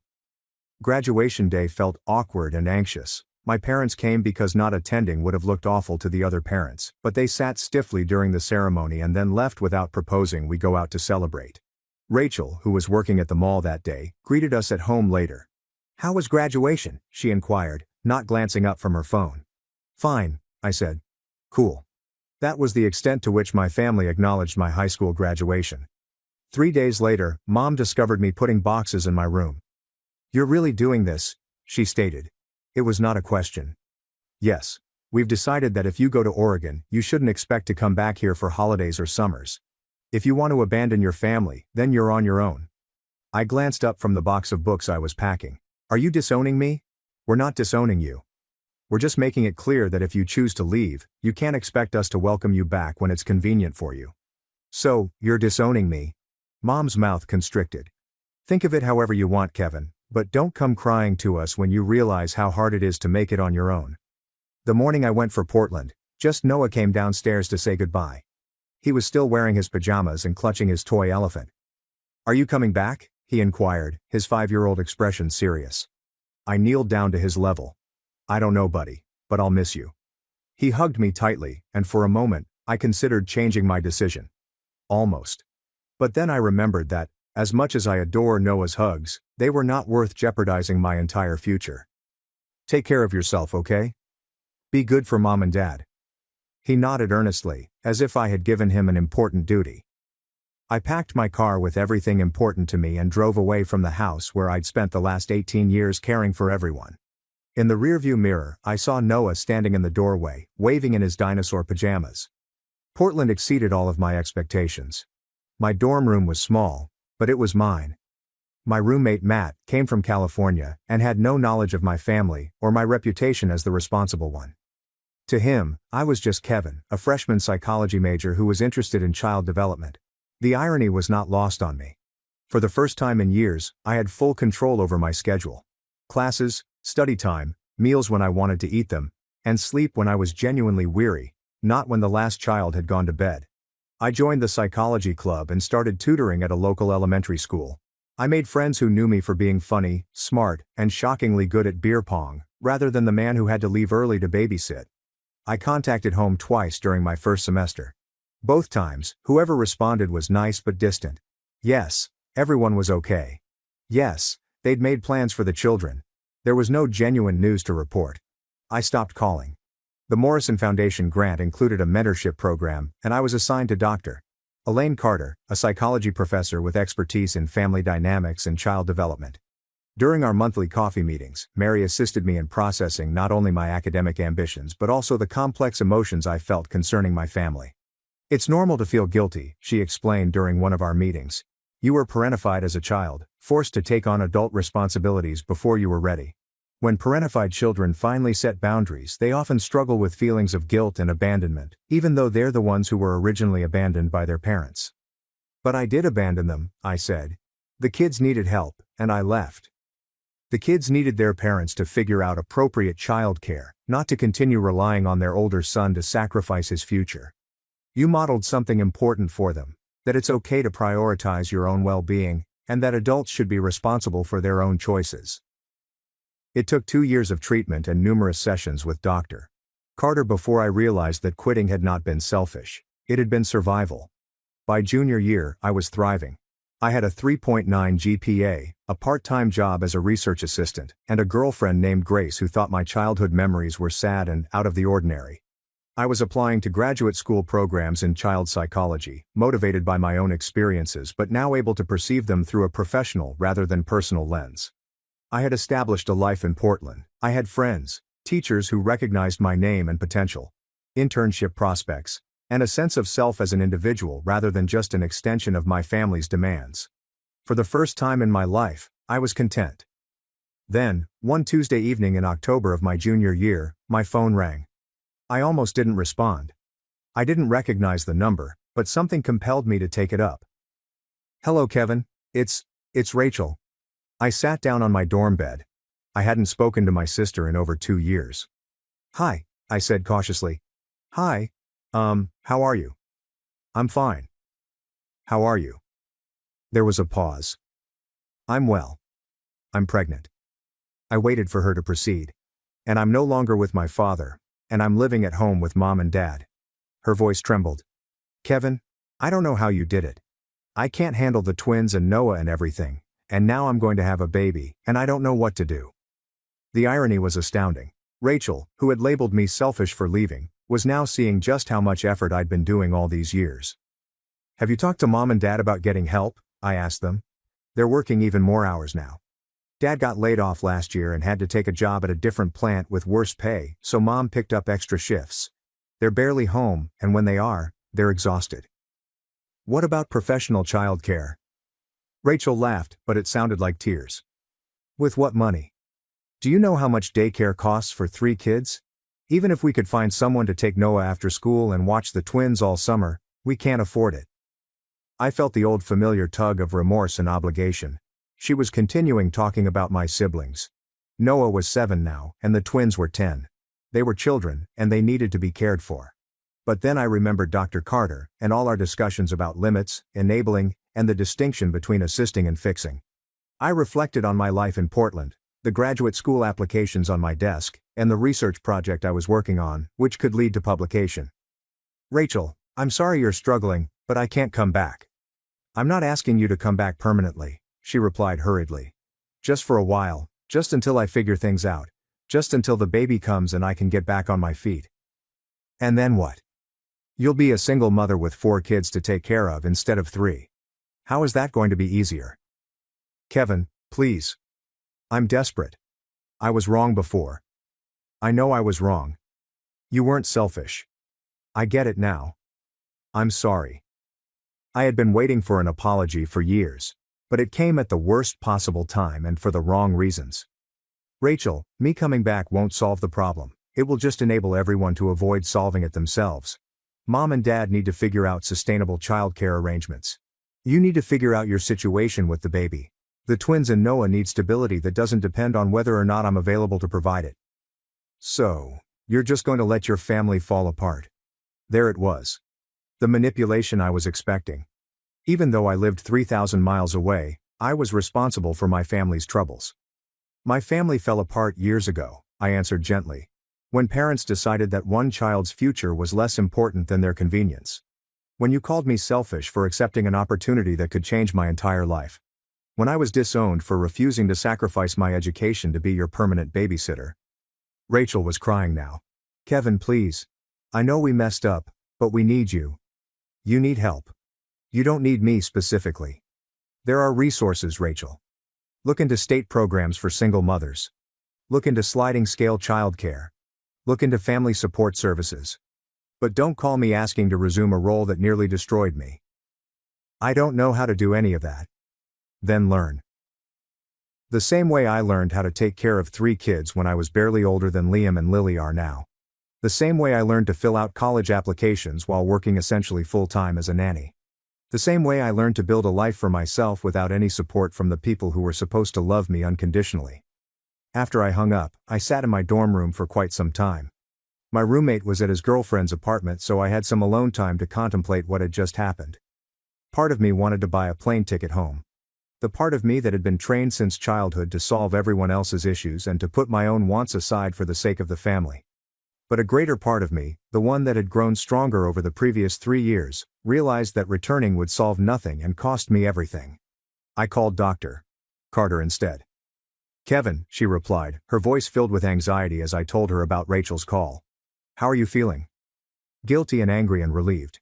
I think relieved that I'm not there, that it's not my problem to solve this time." "That's growth," she joked. "Recognizing that you can care about people without being responsible for their problems." The calls persisted for several months, first from Rachel, then Mom, and then from Dad. Always the same subject. Things were challenging, they needed aid. Couldn't I just come back for a short while? The guilt was unbearable at times. I'd lie awake at night worrying if Noah was doing well in school, if the twins were getting help with their homework, and if Rachel was taking care of herself while pregnant. But I remained firm about my boundaries. Rachel gave birth to a baby girl named Grace in December. Mom texted me a single snapshot. She's gorgeous. We are all doing nicely. When I glanced at the image of my niece, a tiny red-faced infant with dark hair, I felt a complex range of emotions. Love since she was family, and completely innocent in all of this. I was sad since I missed her first moments, relief that her existence was not my responsibility. I said simply, "Congratulations, she's gorgeous." That was the only direct connection I had with my family in nearly 2 years. My bachelor's degree in psychology was completed successfully. I got accepted to the University of Washington's PhD program in developmental psychology, with an emphasis on family systems and child welfare. I moved to Seattle, rented a little apartment, and began researching. My research examined the long-term impacts of parentification on child development. I interviewed scores of young adults who had been forced to take on parental obligations as children, documenting the effects on their academic performance, mental health, and relationships. It was personal work disguised as academic research, and it was the most important thing I had ever done. Through my investigation, I met other people who had similar experiences. I was not alone. I was not crazy. I was not selfish. I was part of a more prevalent pattern than most people understood, and I was working to document it and find ways to heal from it. My phone rang on a Wednesday afternoon, 5 years after I left for Portland and 6 months after defending my dissertation. Another unknown number, this time from my home area code. I responded without thinking. "Kevin." "Oh, thank God. It's Dad." I hadn't heard my father's voice for years. He sounded elderly and exhausted. "Hi, Dad. Kevin, we need to talk. Are you free?" I was in the middle of evaluating data from a research on trauma-informed childcare practices, but something in his tone made me stop. "I can talk for a few minutes. What's going on?" "It's your mother. She had a stroke last month. She's not doing well, Kevin. She's in a rehabilitation facility, but the costs, and someone needs to coordinate her care. And Rachel's overwhelmed with the baby. And Noah's having problems at school." He was rambling, the words spilling out as if he had been holding them back for weeks. "Dad, slow down. How bad was the stroke?" "She lost some mobility on her left side. Her speech is affected. She's going to need ongoing therapy and probably long-term care assistance." "I'm sorry. That must be really difficult." There was a pause. "Kevin, I know we haven't talked in a long time. I know things ended badly between us, but we need help. Rachel can't manage everything, and I'm working 2 jobs just to keep up with the medical bills. The twins are in middle school now, and Noah's struggling." "And what are you asking me, Dad? Could you come home just for a while? Just to help us figure out what to do?" The old familiar request. The old familiar idea that my life was malleable, that my priorities were secondary, and that my value to the family was as a solver of problems I hadn't caused. This time, though, things were different. This time, I had 5 years of distance, a PhD, a career, and most crucially, a strong understanding of my identity, outside of my family position. "Dad, I'm sorry about Mom. I really am, and I'm sorry you're all struggling, but I can't come back. Kevin, please. I know we made mistakes. You disowned me. Mom told me I was selfish for accepting a full scholarship to college. None of you spoke to me for 5 years. You don't get to call me now and ask me to fix problems that were building long before Mom's stroke. That's not. We didn't disown you. We were hurt that you left. You were hurt that I stopped being your free child care." Silence. "Dad, I love you. I love Mom. I love all my siblings. But loving someone doesn't mean sacrificing your life for them. Especially when they've made it clear that your life doesn't matter to them. Your life does matter to us. Then why didn't it matter 5 years ago? Why didn't anyone care that I was missing out on normal teenage experiences to be a full-time babysitter? Why didn't anyone care that I was passing up local colleges to get an opportunity that could change my entire future? Why didn't anyone support me when I finally tried to build something for myself? We were scared. We didn't know how we'd manage without you. It was the first time anyone in my family had been honest with me in years. Dad, that was your problem to solve, not mine. I was a kid. Kids shouldn't have to manage their parents' inability to handle their responsibilities. We know that now, Rachel told us. She told us how hard it was. She couldn't do it even for a few months. She said she doesn't know how you managed for years. I felt a flash of affirmation, followed by grief. It took my family 5 years and a crisis to realize what I had been attempting to tell them all along. I'm glad Rachel understands now. But Dad, I can't fix this. I have a life here. I have a career, research commitments, responsibilities of my own. I can't just drop everything and come back to being the family problem solver. What are we supposed to do? What millions of families do when they face medical crisis? You research resources, you contact social services, you look into respite care and home health aides.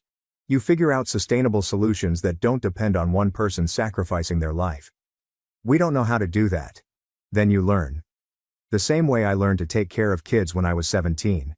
The same way I learned to navigate college applications and scholarships and building a career without any support from my family. After I hung up, I sat in my hospital office for quite some time. Through the glass, I could see parents bringing their children to appointments, worried, optimistic, and fatigued expressions. They were all trying to do their best for their children given the situation.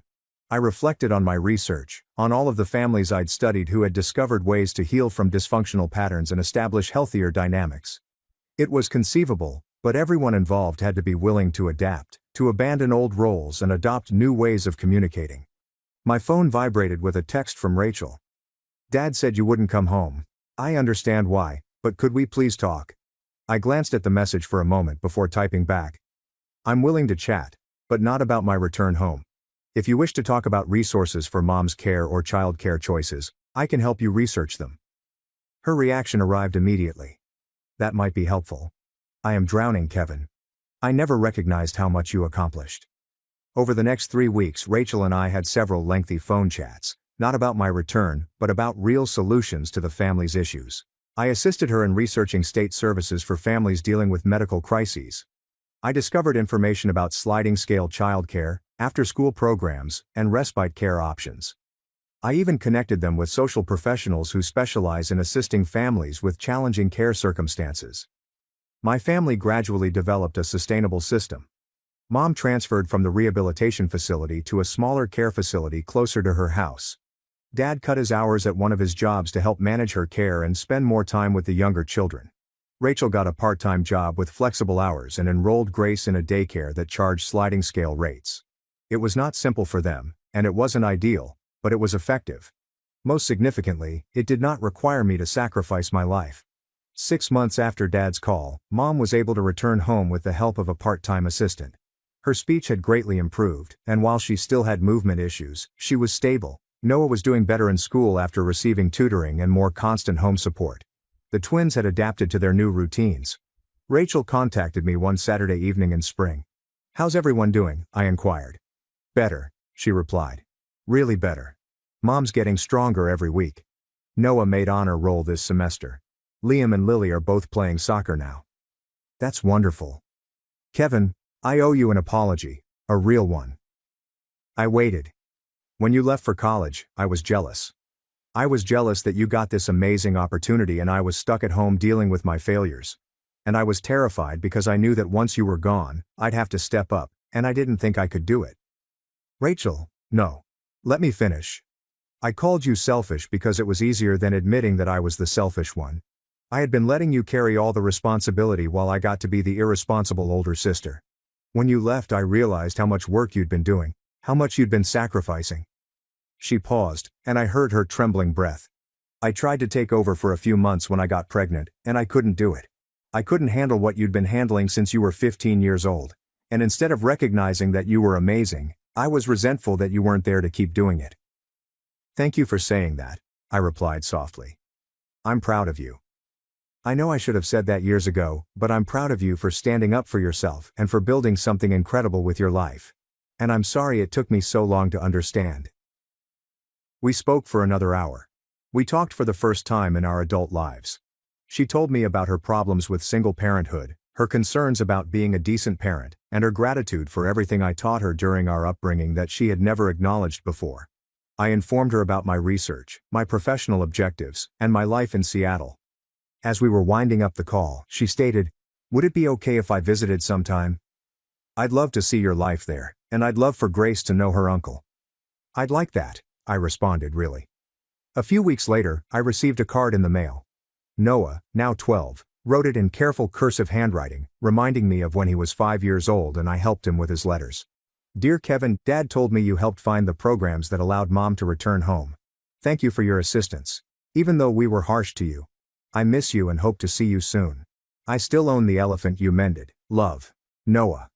Love for the little child who hugged me farewell in dinosaur pajamas. Grief over the years we had lost. Relief that we might be able to create something new. I do have relationships with my family members now, but they are based on choice and mutual respect, not obligation and guilt.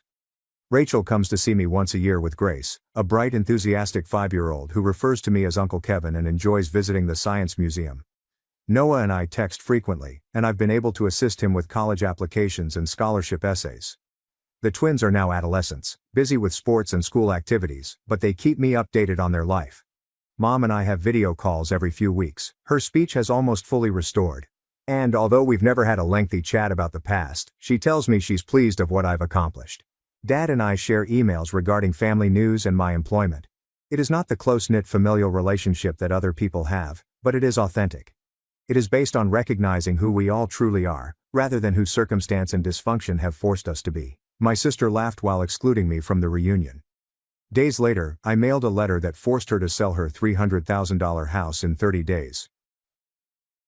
I, a 34-year-old male, have spent my adult life serving as my family's unseen safety net. The dependable guy who never asks for anything but is always contacted when bills need to be paid or emergencies need to be resolved. My family includes my parents, Thomas and Margaret, who are in their early 60s, and my golden child sister Claire, who is 37. Growing up middle class in Ohio, the partiality was obvious from the start. Claire made cheering front-page family news. I've won the state science fair twice. That's nice, honey. Claire immediately pivots to the boy she's dating. The tendency became more pronounced during high school. Claire received a carefully restored Honda Civic Dad for her 16th birthday. My 16th, a lecture on responsibility and a Goodwill bicycle. Her graduation party had 150 guests and catering. My meal was pizza with family, and Mom spent it on the phone with Claire discussing her college roommate trouble. College was where everything went nuclear. Claire required the whole college experience at a pricey private school, necessitating the second mortgage. I attended state school on academic scholarships, worked 2 jobs, and finished debt-free with a computer science degree. Claire finished with a communications degree and $80,000 in loans, which suddenly became family debt because we all benefited from her education. Still trying to figure out that rationale, after college, I got a tech job in Columbus, lived cheaply, and saved everything. Claire alternated between employment, always looking for something more meaningful or escape terrible work settings.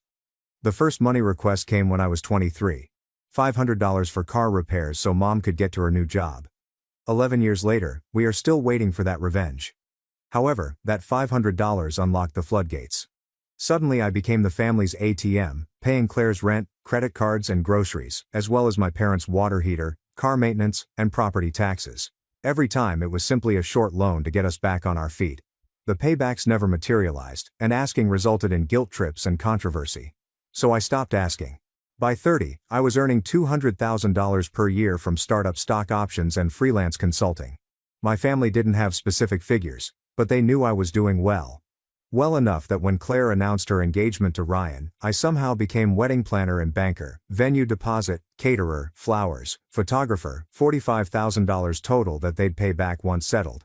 Ryan merits a special note. He's constantly launching the next great idea that will make him wealthy. Insurance, cryptocurrencies, day trading, and MLM energy drinks. Zero actual earnings, but he talks a good game, and Claire is charmed. After the wedding, I was co-signing leases, paying deposits, and covering monthly gaps when Ryan's latest business ultimately failed. It's like clockwork now. Ryan calls with tragic stories about unpaid clients or failing investments that require assistance just this one time. Welcome to my existence as the family's constant unpaid financial advisor /ATM emotional support system, the unseen safety net that everyone relies on but rarely sees. The breaking point should have occurred when they chose to purchase a home. They had been renting for 3 years, had bad credit, and Ryan's job history resembled a game of career hopscotch. No bank would consider them for a mortgage. Mom called me and asked for a favor. "Jack, honey, you know how much Claire and Ryan want to start a family," she said. Her guilt-ridden tone developed over decades of practice. They really need a stable place to raise children, but their credit isn't quite where it needs to be yet. I knew what was coming before she finished the statement. They located the ideal property in Worthington, excellent schools, safe neighborhood, but they require someone with good credit to co-sign the mortgage temporarily until Ryan's new business takes off and they can refinance on their own. I should have said no. I should have hung up the phone. I should have learnt from the decade of temporary loans that were never paid. Instead, 2 weeks later, I found myself at a mortgage broker's office, signing documents that rendered me legally accountable for a $300,000 house loan. The house was excellent, with 4 bedrooms, 2.5 bathrooms, a large yard, and an attached garage, everything a young couple could want.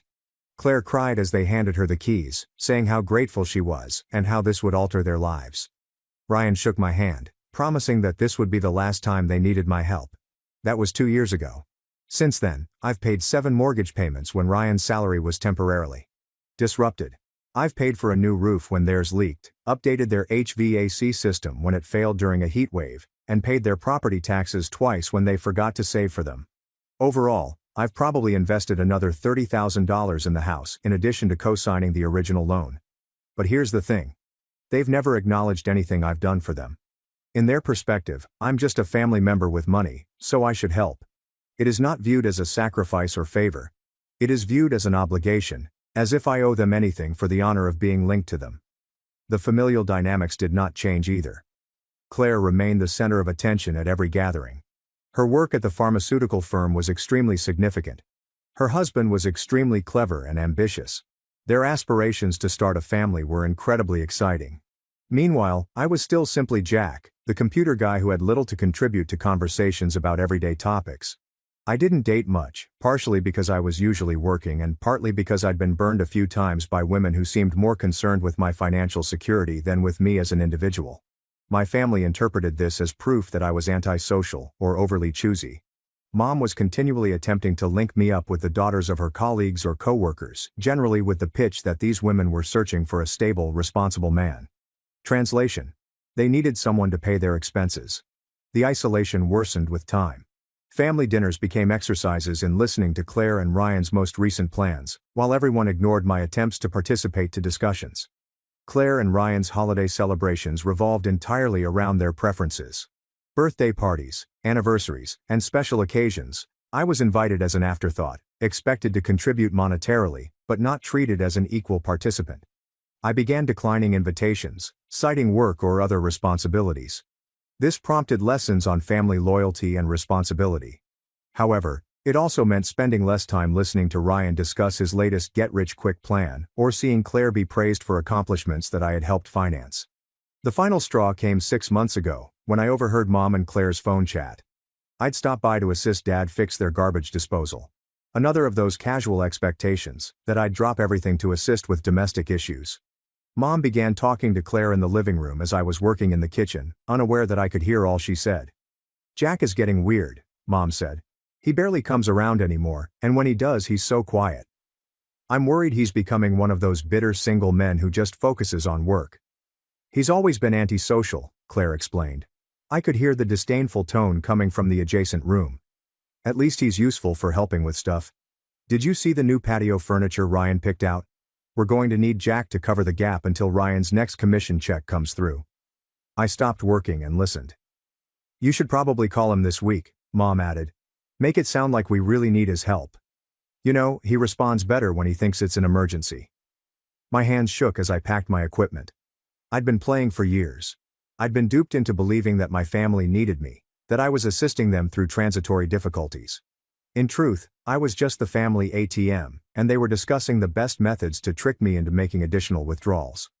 I finished fixing the disposal in silence, assured Dad it was working, and then departed without saying goodbye to Mom. I spent the entire evening sitting in my apartment, poring through bank statements and calculating how much money I had given my family over the years. The amount was staggering, nearly $200,000 in direct payments, co-signed loans, and covered costs. $200,000. And they saw me as an antisocial obligation who was there to solve their money difficulties. That's when I started making tiny tweaks. At first, I stopped responding to Ryan's calls about mortgage payments. When Claire texted about needing help with groceries, I pretended to be preoccupied with work. When Mom asked whether I could help with their property taxes, I explained that I was traveling for business. The demonstrations began immediately. How could I be so selfish? Didn't I realize that family supports family? What was wrong with me recently? But I remained firm. I began saying no, and it felt liberated. Next came the family reunion. Every 3 years, my father's side of the family hosts a large reunion. It's usually between 50 and 60 people. Aunts, uncles, cousins and their children. They rent out a pavilion in a state park. Everybody provides food. There are games and activities for the children. It's actually rather enjoyable, or was when I was younger and didn't understand family dynamics. I hadn't attended the previous reunion since I was working on a significant project at work, but I expected to be invited this time. 3 months before the event, I began hearing fragments of chatter regarding planning and preparedness. Claire served on the organizing committee. Mom was coordinating the food. Dad was handling the logistics. 2 months before the reunion, I asked Mom when I should schedule it. "Oh, honey," she said with a rehearsed, sympathetic expression. "We weren't sure if you'd want to come. You've been so busy with work lately, and you know how these family things can be. Lots of kids running around, people asking personal questions about when you're going to settle down. We thought you might be more comfortable skipping this one." I stared at her. "You thought I'd be more comfortable being excluded?" "It's not excluded," she answered immediately. "It's just, well, space is limited this year. And we had to make some tough decisions about who to invite." "Space is limited. It is a public pavilion." "Well, yes. But there are cost considerations too. Food, activities, decorations. Everyone who comes has to contribute, and we know money's been tight for you lately." "Money has been tough for me, the person who has been subsidizing their lifestyle for more than a decade." I nearly laughed. "How much is the contribution?" I inquired. $75 per person," she murmured, avoiding my gaze. "Plus whatever you bring for the potluck." $75. I probably spent more money on lunch that week. They were also anxious that I could not afford to contribute to a family reunion. "Who made the decision about who to invite?" I requested an answer. "The organizing committee," she explained. "Claire, your Aunt Susan, Uncle James and me. We tried to balance family participation with practical considerations. And the practical consideration was that I could not afford $75. She shifted uncomfortably. "Jack, you know that's not, it's just that you haven't seemed interested in family events lately. We thought." "You thought wrong," I said. "I'm interested. I'd like to come." "Well, I'll have to check with the committee," she told me. "Maybe we can figure something out." Maybe. Perhaps they might find out how to invite their own son and brother to a family reunion. That night I phoned Claire immediately. "Mom says there might not be room for me at the reunion," I stated without elaborating. "Oh, Jack," she groaned, as if I were being difficult. "You never come to family stuff anymore." "We didn't think you'd want to come to this either, but you didn't ask. Come on, be honest. Would you have come? You hate those things. All those kids running around, Uncle James asking about your love life, the cousins talking about their jobs and mortgages. It's not really your scene. It's a family reunion, Claire." "My scene is being part of the family." She laughed. Not a mocking laugh, but the dismissive chuckle you give a child who says something naive. "Jack, you barely tolerate spending 2 hours at Christmas dinner. 3 days of camping with the whole extended family? Please. You'd be miserable and you'd make everyone else miserable too. So, you decided for me?" "We made a practical decision.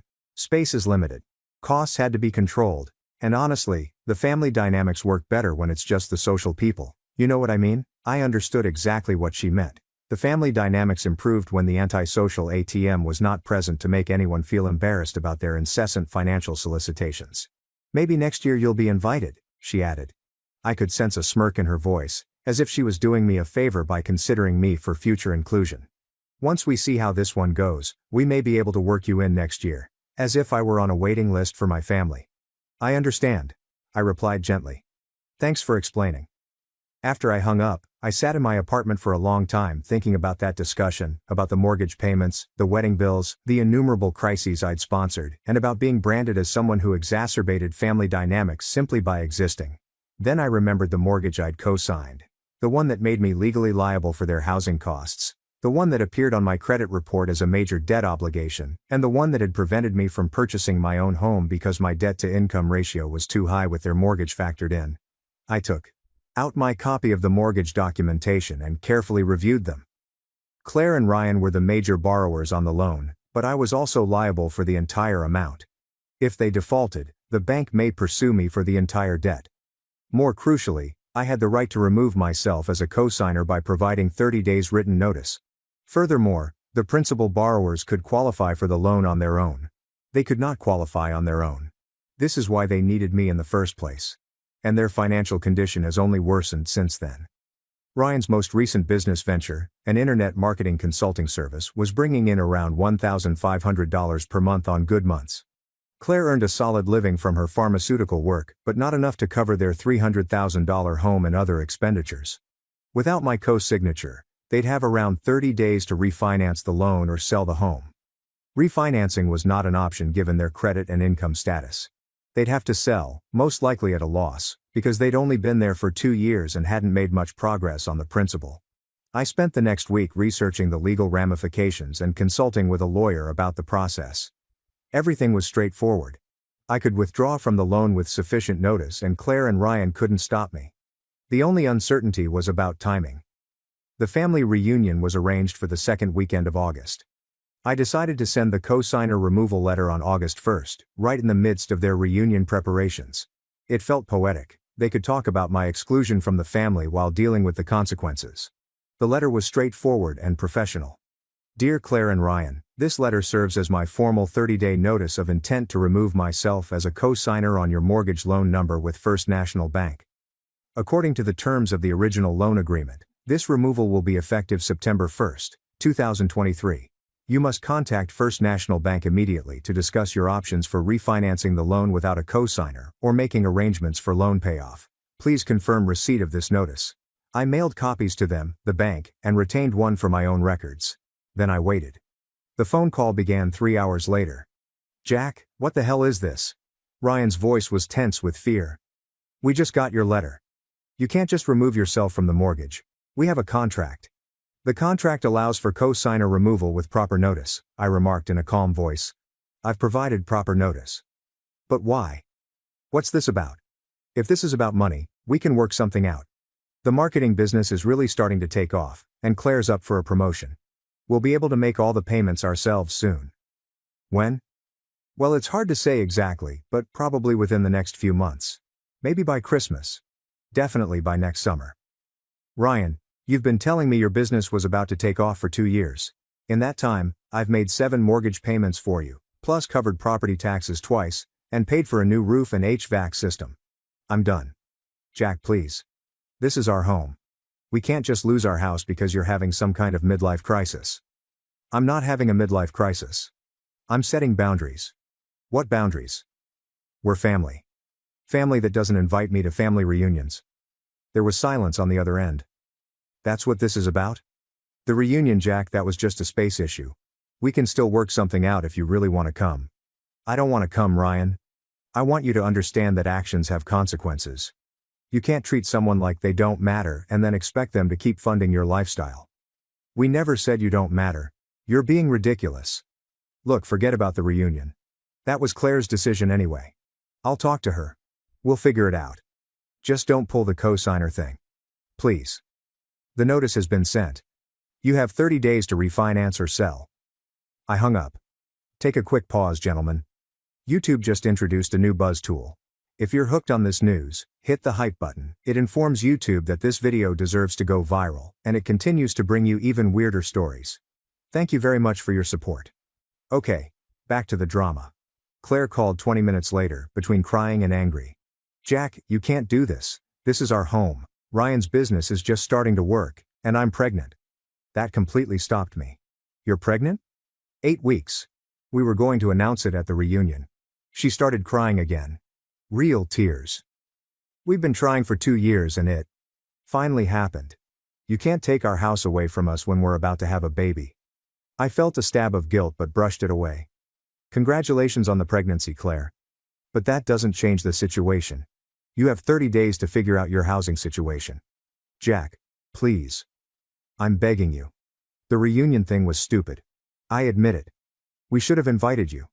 We can fix that. But don't punish our unborn child because you're mad at us. I'm not punishing your child. I'm removing myself from a financial obligation that I should never have taken on in the first place. But where are we supposed to go? We can't afford rent on a place big enough for a family, and our credit is still bad. We'll end up in some terrible apartment in a bad neighborhood. You'll figure it out. You always do. How can you be so cold? This is your nephew or niece we're talking about. It's also my financial future. I've been carrying your expenses for over a decade, Claire. I've given up opportunities, delayed buying my own home, put my life on hold to fund yours. I'm done. She hung up on me. My parents called that evening, both on the line with carefully controlled voices. Jack, Dad said. Claire told us about the letter. This seems pretty extreme, don't you think? Not really. I'm removing myself from a financial obligation. That's pretty normal, son. We raised you to be better than this, Mom added, her voice full of disappointment. Family doesn't abandon family when things get tough. You mean like how you abandoned me when I wasn't invited to the family reunion? That was different, Dad replied swiftly. That was just logistics. This is their home. Their future. Claire's pregnant, Jack. This is your family we're talking about. No, it's your family. I'm apparently just the outsider who pays for things. Jack, honey. Mom's voice took on the manipulative tone I was used with. You're being hurt and emotional right now. We understand that. But making financial decisions when you're upset isn't smart. Why don't you withdraw the letter and we can all sit down and talk about this like adults? I've been talking to you like adults for 15 years, Mom. Every time you needed money, every time Claire had an emergency, every time Ryan's business fell through, I talked, you took, and nothing ever changed. I'm done talking. So, you're going to make your pregnant sister homeless out of spite? Dad's voice became harsher now. I'm going to stop enabling your daughter's financial irresponsibility. There's a difference. Jack. Think about what you're doing, Mom begged. This isn't just about Claire and Ryan. This affects the whole family. If they lose the house, they'll have to move in with us. Dad's back problems are getting worse, and we can't handle having a baby in the house. Please, just give them more time. How much more time? It's been 2 years, Mom. Ryan's business isn't working. Claire's spending habits haven't changed. Their credit is still terrible. How much more time is supposed to fix problems they've had for their entire adult lives? Just until after the baby comes, she begged urgently. Give them until after the baby comes to get back on their feet. And then what? When the baby's here and they need money for childcare, medical expenses, a bigger car, all the things that come with having a child, do I keep the co-signature then too? Silence. This conversation is over, I said. The notice stands. The following 3 weeks were terrible. The calls came regularly, often several times a day. Claire crying about the hardship of house shopping while pregnant, Ryan swinging between fury and desperate negotiating, and my parents attempting various approaches, guilt, manipulation, threats, and promises. They also tried to involve other family members. Aunt Susan called to lecture me on family loyalty. Uncle James left a voicemail expressing his disappointment with my selfishness. Cousin Emily wrote a lengthy email explaining how my actions were harming the entire family's interpersonal dynamics. But here's the thing. None of them offered to help. None of them offered to co-sign a new loan or provide financial support to Claire and Ryan. They were all concerned about my moral commitments, but none of them appeared eager to take on any themselves. The reunion took place without me, of course. I saw the photos on Facebook. Everyone appeared cheerful and comfortable, with children playing games and adults sitting around conversing. Claire was there, proudly displaying her tiny baby bulge and getting congratulations and pity for her housing situation. I wondered if anyone had asked where I was. I wondered if they talked about my departure from the mortgage during their family bonding time. I wondered whether any of them felt terrible about excluding me and then asking me to continue funding their lives. Probably not. On August 25th, with 6 days till my cosigner removal took effect, Ryan contacted with what he plainly believed was a wonderful idea. Jack, I talked to a guy who knows about real estate, and he says we can probably get a private mortgage from an investor. The interest rate would be higher, but we could qualify without a cosigner. That sounds like a great solution, I replied. The thing is, we need $15,000 upfront for the loan fees and closing costs. I know that sounds like a lot, but it would solve everything. We could pay you back over the next year, and then you'd be completely off the hook for the house. I actually laughed aloud. Ryan, you want me to give you $15,000 so you can get a loan to replace the loan I'm co-signed on? It's not giving, It's lending. And it's a solution that works for everyone. You get out of the mortgage obligation. We keep the house. Everybody wins. Everybody except me, who'd be out another $15,000 that you'd never pay back. We would pay it back. This is different. How is it different?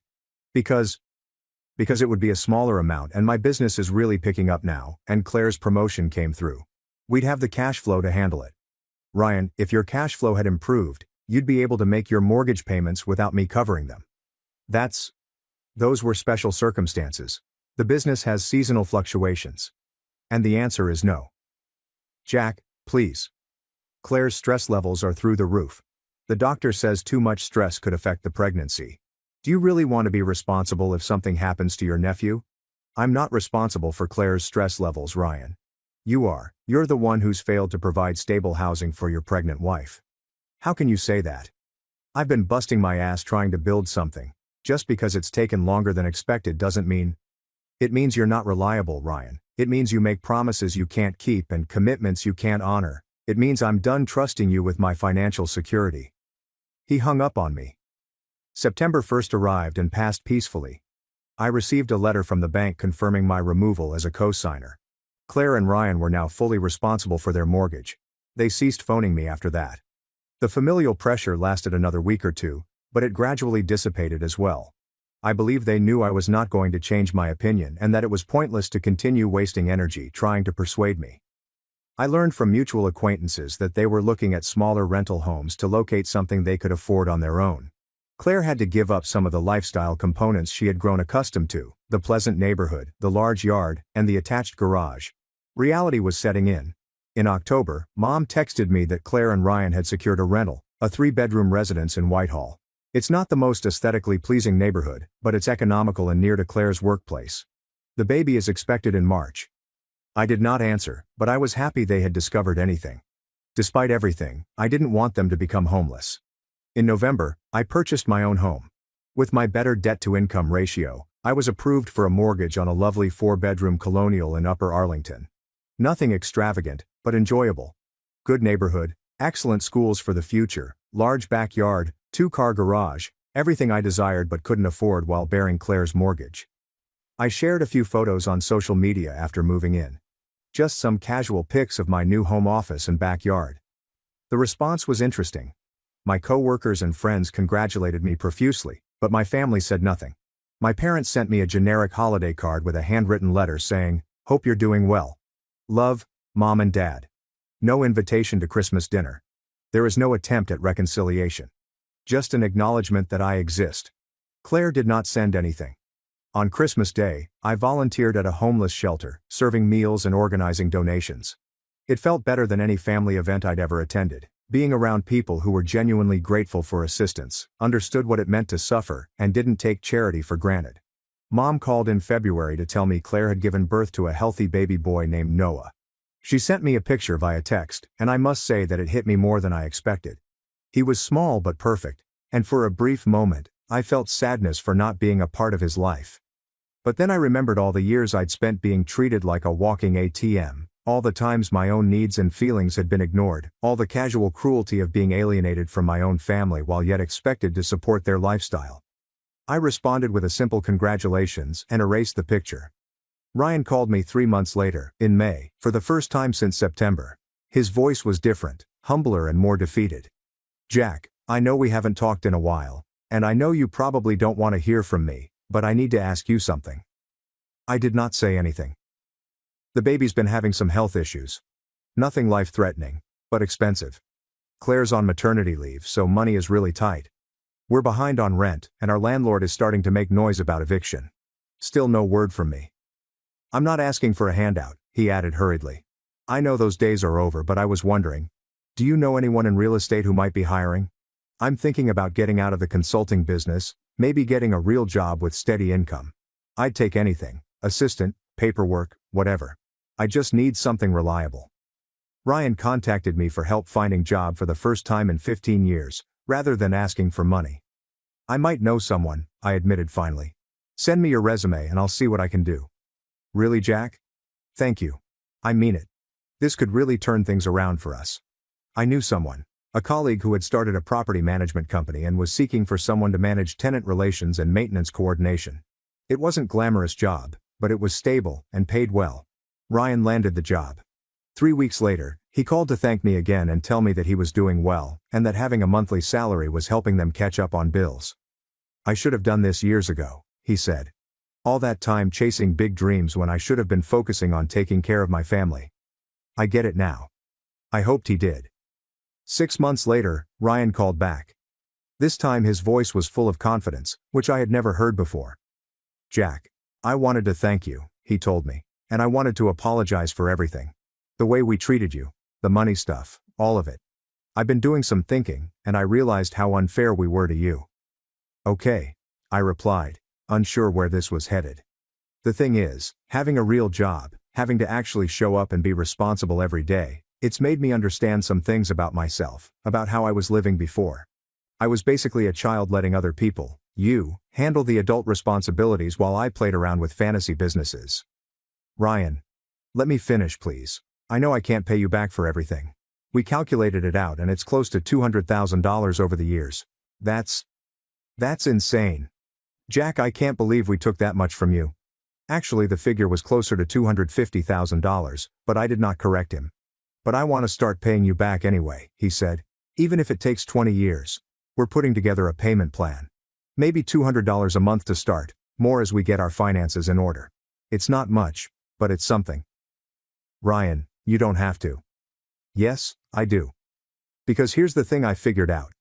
You weren't just giving us money all those years. You were giving us the chance to avoid growing up, to avoid taking responsibility for our choices. And that wasn't helping us in the long run." He paused. "Claire's been doing some thinking too. She wants to call you, but she's scared. She knows she messed up, especially with the reunion thing. That was... God, Jack, I can't believe we excluded you from a family event and then expected you to keep paying our mortgage. That's so screwed up." "Yeah, it was. Would you be open to talking to her? She's different now. Having Noah, almost losing the house, it changed her perspective on things. She knows she took you for granted." I thought about it. "Maybe," I replied finally. "But Ryan, no more loans. No more financial help. That part is over permanently." "I understand. And Jack, thank you for everything. I know we didn't deserve it, but you kept us afloat for years. We wouldn't have made it without you." After we hung up, I sat in my home office, looking out at my backyard, reflecting on the conversation. Ryan had never acknowledged the full amount of what I had done for them before. It was the first time anyone in my family acknowledged the sacrifices I had made. It felt nice. Not good enough to erase 15 years of being taken for granted, but good enough to hint at the prospect of forgiveness. Someday. 2 weeks later, Claire called. "Jack, it's me." I recognized her voice, but it sounded different, older and possibly more tentative. "Hi Claire. I don't really know where to start. Ryan said you two talked, and he told me what he said about paying you back and everything. I wanted to call and say, well, a lot of things." She took a breath. "First, I'm sorry. For all of it. For taking your money. For taking you for granted. For treating you like you didn't matter. For the reunion thing especially. That was cruel. And I knew it was cruel when we decided it. But I told myself it was practical. That you wouldn't want to come anyway. Why didn't you want me there, Claire? Honestly? Because you made me feel guilty. Every time I saw you, I was reminded of how much you'd done for us and how little we'd done for you. It was easier to exclude you than to face that reality." At least she was honest. "And I was jealous," she went on. "Here you always having your life together, always being responsible, always being successful, and I was the older sister who couldn't keep a job, couldn't manage money, couldn't even afford to live without my little brother's help. It was embarrassing. So, you decided the solution was to treat me worse. I decided the solution was to pretend it wasn't happening. To pretend we were equals, that you helping us was just normal family stuff and not something extraordinary. It was easier than admitting I was the screw-up." We talked for about an hour. She told me about Noah and how becoming a mother caused her to reconsider duty and values in ways she hadn't before. She discussed the hardship of almost losing their house, Ryan's metamorphosis since gaining a real job, their current budget, and how different their lives appeared. "I want you to meet Noah," she stated near the end of the conversation. When you're ready. No pressure, and no agenda. Just, he's your nephew, and I think he should know his uncle. But only if you want to. I'd like that, I responded really. And Jack, Ryan told you about the payment plan, right? We know it's not nearly enough, and it'll take forever. But we want to start somewhere. You don't have to do that, Claire. Yes, we do. Because Ryan was right. You weren't just giving us money. You were enabling us to avoid growing up, and that needed to stop. For our sake as much as yours. After we hung up, I noticed something had changed. Not back to the old dynamic, which had vanished forever, but rather towards something new, something that may approach a good family bond. A month later, I met Noah for the first time. He was 6 months old, plump and attentive, with Ryan's black hair and Claire's blue eyes. Claire and Ryan had invited me to their rented home. Small, yet clean and pleasant. Nothing extravagant, but plainly a place where a family was reared.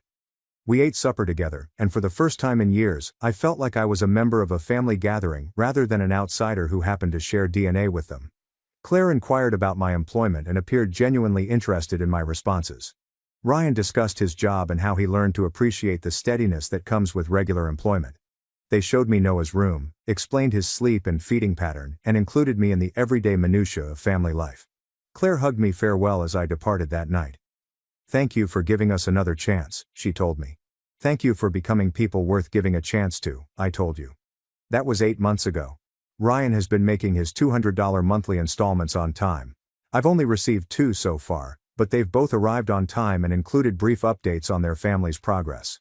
Claire and I now text on occasion, generally to share pictures of Noah or to catch up on family news. She also inquires about my life and appears to be attentive to the responses. Last month my parents called to celebrate my 35th birthday, the first time they had done so in 3 years. The conversation was tense but courteous, and Mom asked if I would like to attend Christmas dinner this year. What about Claire and Ryan? I inquired. They'll be there too, if you're comfortable with that. I am. So this will be the first Christmas I've spent with my family in 4 years. I'm cautiously optimistic that this time will be different, that I'll be treated like a family member rather than as an obligation. But if it's not, that's fine too. I've learned to be content without their approval, to live my life based on my own principles rather than their expectations. I've learned that sometimes the best thing you can do for someone you care about is to quit enabling their bad conduct.